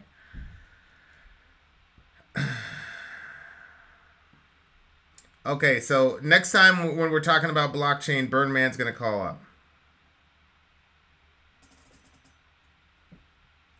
No, I think I need to define pacifism. When the soldiers were coming into the garden to arrest Jesus, Peter goes and attacks somebody, and by all intents and purposes, they should have killed Peter and the rest of the disciples. Jesus essentially forces everyone to the ground and then says, hey, if you're coming for me, take me, leave these guys alone. And so intimidation, using force, all that, whatever you can do, but I don't believe in killing. Don't believe it's a Christian's place to kill. But to use physical force and even intimidation to protect the person from themselves and to protect the other people from the aggressor, sure, that's all on the table. But we're just not going to kill anyone. Basically, anything that I wouldn't want to happen to my son, then we can't do to other people. So would I be fine with somebody wrestling my son to the ground and, intimidating him into dropping a gun? Sure. Would I be okay with somebody killing my son? No. That's the difference. So that's what I mean by that's what I mean by pacifism. We're not going to kill anyone.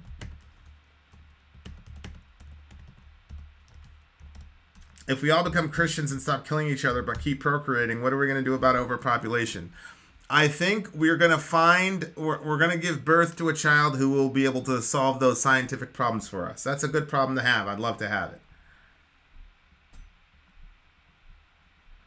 Well, Dirk, I didn't think that it was something stupid. It's just stuff with thongs and things like that. I generally don't look at them. It grosses him out.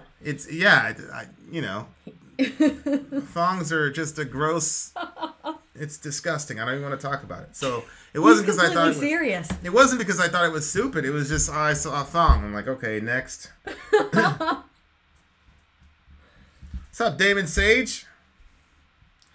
Honest question. What if you killed by accident while defending family and friends? Does that just not count? Well, look, as a Christian, I don't believe, if somebody goes into my house and we get into a conflict and the guy ends up dead, I don't believe that God is going to kill me or send me to hell or anything like that. Me and God are going to be good regardless of what I do. The question is... Even if it wasn't an accident. Even if it wasn't an accident. Yeah. That's my theology, that God and I are going to be good regardless. That's not the question. The question is, what is the most Christ-like thing to do in the moment, and what is going to bring about the new world? Because everything that I do is about bringing about a new world on this earth.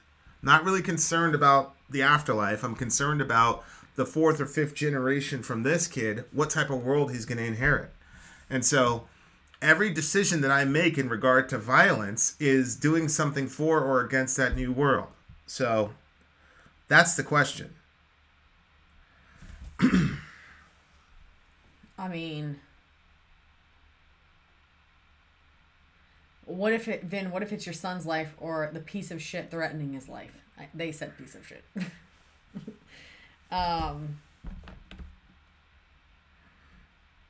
I know what the right thing to do is. I just don't know that I would personally do it. If somebody had they were about to pull a weapon on one of my children, and I had the means to be able to stop that, I would. I'm not saying that that's the Christian thing to do or whatever, but there's...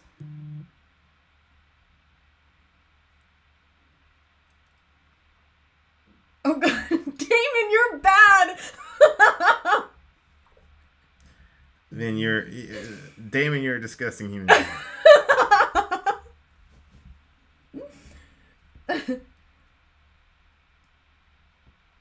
Well, Ron, I'm a post-millennialist, so I don't doubt that sin will always exist, but I do believe that the world that we see it now is not the way things are always going to be.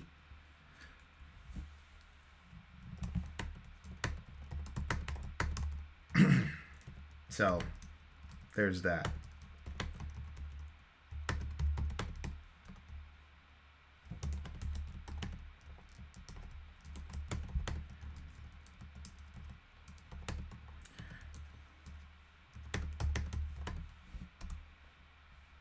When's the next Patreon Bible thingy?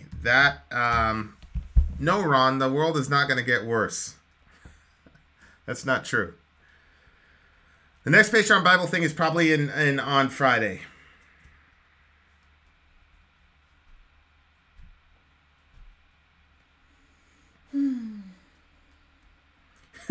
I'm so future that I'm gone.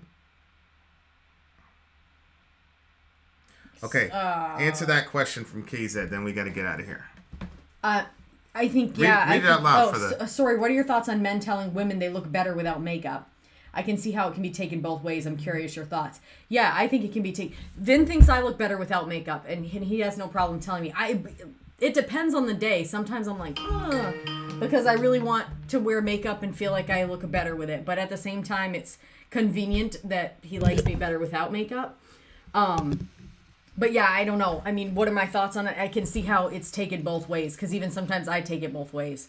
Because I'll be like, well, geez, now I want to put my makeup on, but I want him to really think I'm beautiful. And then I'm like, well, he'll be fine. And so then I basically just do what I want to do. MDethFan, what are you doing? What are you talking to me? Can you hear me? Yeah, I can hear you. Where are you? I'm on the road, buddy. Okay, what's up, bruv? Oh, no, we talking about the pacifism thing. I was just, I'm curious about that as a Christian, the way you look at it. Because, I guess, I know that you more dismiss the Ten Commandments. I mean, I always read it as thou shalt not murder, but it doesn't mean that thou shalt not kill, or that God did direct people that were supposedly his followers to kill, if necessary. I mean, I don't want to kill anybody, first of all, right? I don't want to hurt anybody. No, I never dismissed. I never dismissed the Ten Commandments. Okay. What I said was, I agreed with you. It says you shall do no murder. It doesn't mean kill. It means murder as in first-degree murder. That's not the passage that I look at as far as why I don't believe that Christians should take part in killing. The New Testament is clear. Jesus says, you live by the sword, you'll die by the sword. And which I agree. I definitely agree. And that was in the context of self-defense. You realize that. The Romans were coming in to arrest Jesus. Peter goes to defend Jesus with the sword, and it was in that context that Jesus told Peter, put your sword back in its place. If you live by the sword, you'll die by it. So it's not the role of Christians to exact the death penalty. I do believe the death penalty is still valid from a biblical perspective. Romans 13 says so, but it's not for Christians to be the one that distributes the wrath to the wrongdoer. That's for unbelievers to do. That's my position. Oh, so we got to let the dirty sinners take care of that? No, I just think it's an interesting thought. I don't know. I mean, I know that's what he said, and I want, I think if I was Peter, I think I'd have a much easier time listening to Jesus, knowing that if I believe it was the Son of God, and but we don't have that. We don't have that in front of us. So if someone's coming in attack, I don't want to kill them, but I certainly will. You know what I mean? Well. Do you believe Jesus rose from the dead? I do. Okay, well, at the time that Jesus said that to Peter, Peter didn't have that knowledge. Yeah, true. So it wasn't easier for him. But he did do a lot of things. He did do a lot of things before then, though, right? That probably would have convinced him that he was who he said he was. Well, if it was that simple, Peter wouldn't have denied him 3 times, right? It's true. I mean, look, this goes against human nature. Human nature is somebody comes to kill you, you kill them, right? Potentially. I mean, if it's coming to harm your family, you don't have the time to be able to put a shot in the right place in a non-lethal area. You don't have time. You have split seconds to react. I mean, it's, Yeah, I agree. So what I'm saying is, it's obvious to me that in the New Testament, Christ calls us to lay down our lives for our enemies.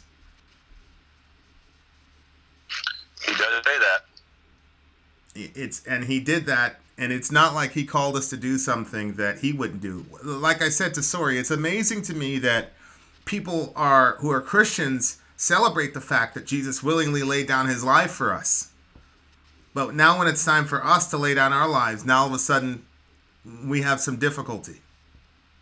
Well, see, that's the thing. Like, in those 10 situations, and I've been in some, I know you have before, you've talked about it a little bit, it's hard to upon your faith and reason when you're faced with something that is happening second, and when you're talking about your family or someone that you care about life, it would be difficult to run that logic stream in that moment, and I just see it potentially, you might have to do something that you don't believe in, because you don't have the time to really think it through or be able to react in time. Does that make sense? Oh, I agree, and that's why the scripture tells us to constantly renew our minds, because as you know, you always fall back on whatever your training is in that moment, right? Yeah. So if you constantly train yourself, hey, somebody comes in here, I'm going to blow them away, then that's what you're going to do on instinct. But if you train yourself constantly to that you're not going to do that, then that's what you're going to fall back on instinct. Possibly. It could happen that way. I mean, I guess it all in the matter. It matters what's in your heart in the end. Yeah. I think, and God would understand that. But I mean, you always talk about the future, the coming king. Well, it's like Jesus talked about the coming kingdom all the time, and I guess that's where we kind of differ a little bit as far as how that's going to go down. I mean, Do you believe that's still going to happen? The second coming is going to be here, and the capital will be in Jerusalem, and then this is going to extend out throughout the universe, or is it just you die and go to heaven and that's it? No, I believe that the New Jerusalem is going to come down, and that earth and heaven are going to be one, which is, I'm pretty sure, what Revelation 21 was speaking of. I don't believe that the future is going to be dark and catastrophic, and that we're going to have to be raptured out of here to escape how terrible the world is. I believe That's right. You don't believe that there's going to be any type of like tribulation or potential, whatever World War III would be, that, no doubt about it, with abilities of weapons and things like that. Well, I mean, so that will never happen, right? It'll just. Yeah, I don't believe that the world is going to get progressively worse. I think the world's actually going to get progressively better. Wow. So you're saying like Star Trek future, but with God, everyone is peaceful. Somehow we come out of this, we walk out of this.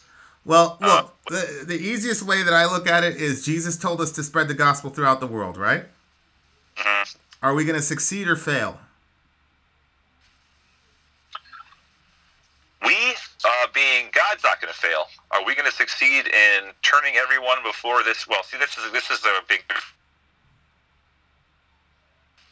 because I've always thought that it wasn't that God, even though you're supposed to spread the gospel, it wasn't for everybody. I mean, even the Bible talks about those that, your heart, or basically, what's the scripture that talks about pulling you towards it, deciding that you are,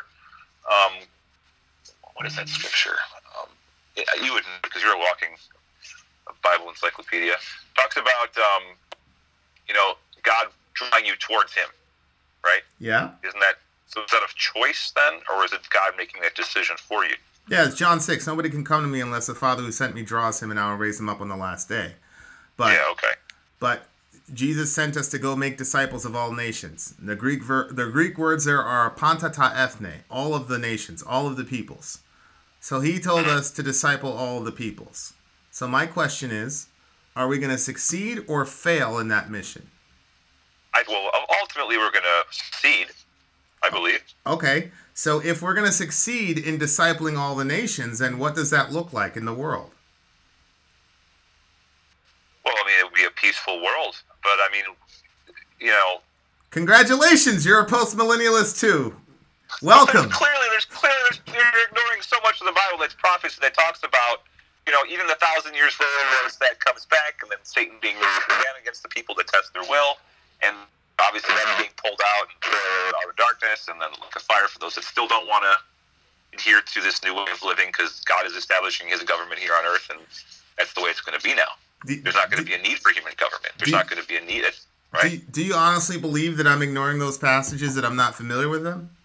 Well, I know you're familiar with them. I just, this is part of just trying to understand how that filters into, us all of a sudden turning into a peaceful utopia, which to me just, I don't know, I'd like that to be the case, but I don't see how that happens. Well, just logically speaking, if we discipled all the nations, then the world would be generally peaceful, wouldn't it?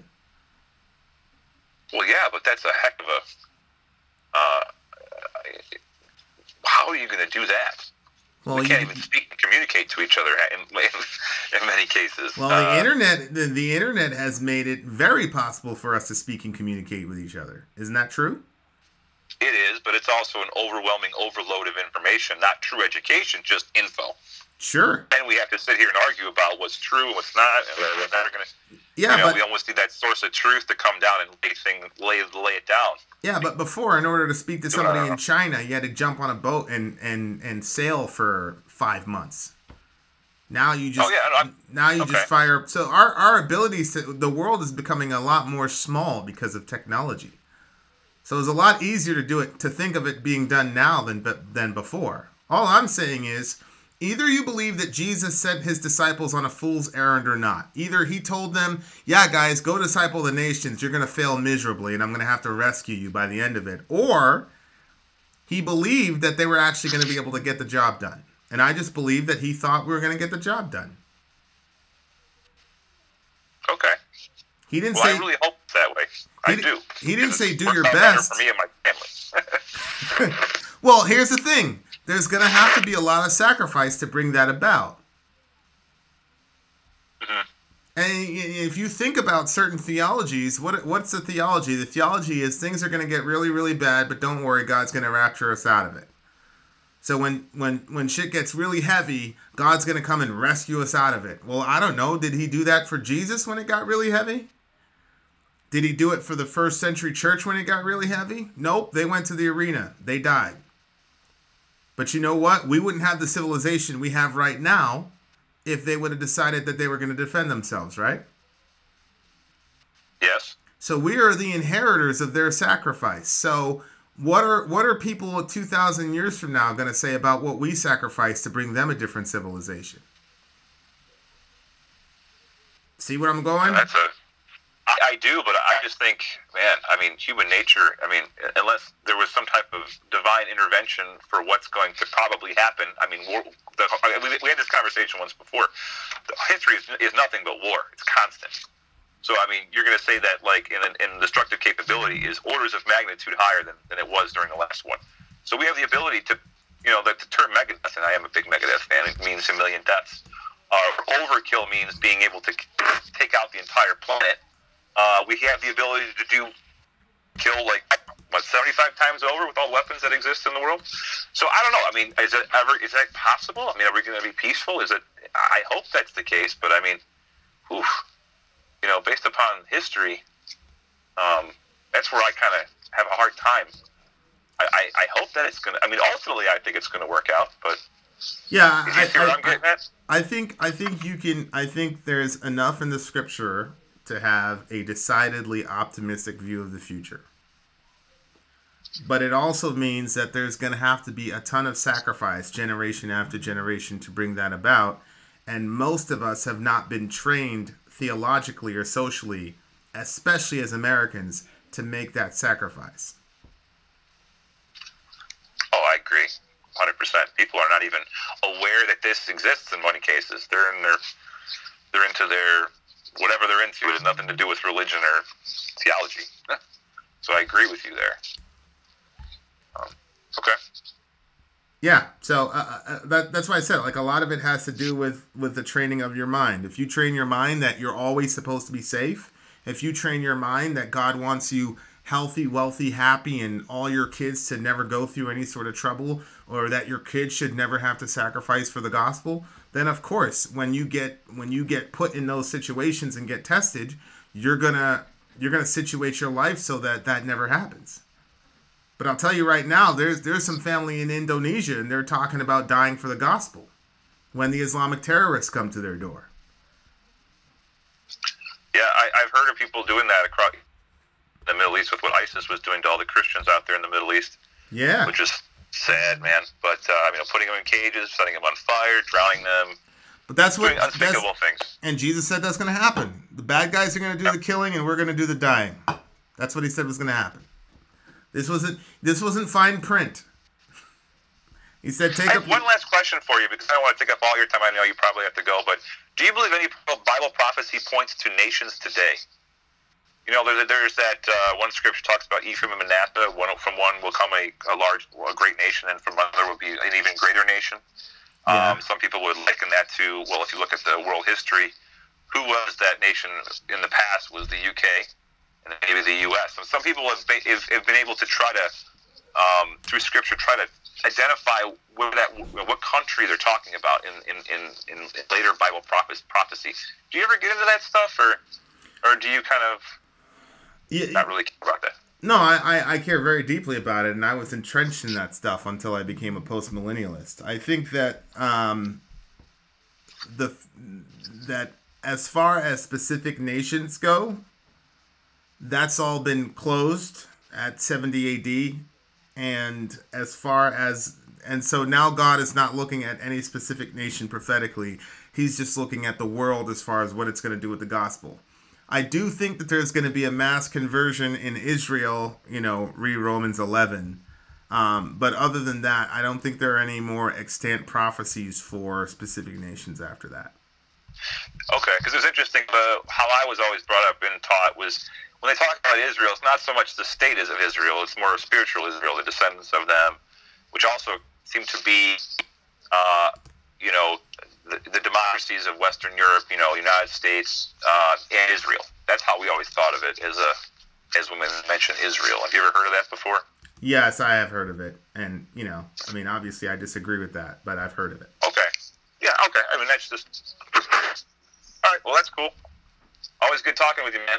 All right, brother. Much love to you. We'll probably do, like, an extended Bible thingy on Friday. Cool. Look forward to it. All right. Much love to you. All right, guys. I think we've reached the end, my friends. This was a 3-hour marathon. Thank you guys for staying on as long as you did. I got to get out of here, hang out with my bride. I appreciate you guys so much. If you're going to be in the California area during the NAMM show, that would be great to be able to hook up. I think we're going to dedicate a meetup day. There's going to be one day when we're going to be able to meet up when we're not working. So I'll have to coordinate with Sori. But if you're going to be in the Anaheim area, let us know. Vin out. Sori's gone. So there's that. See ya. How do I turn this thing off? Sorry. Yeah, I'm logging off right now.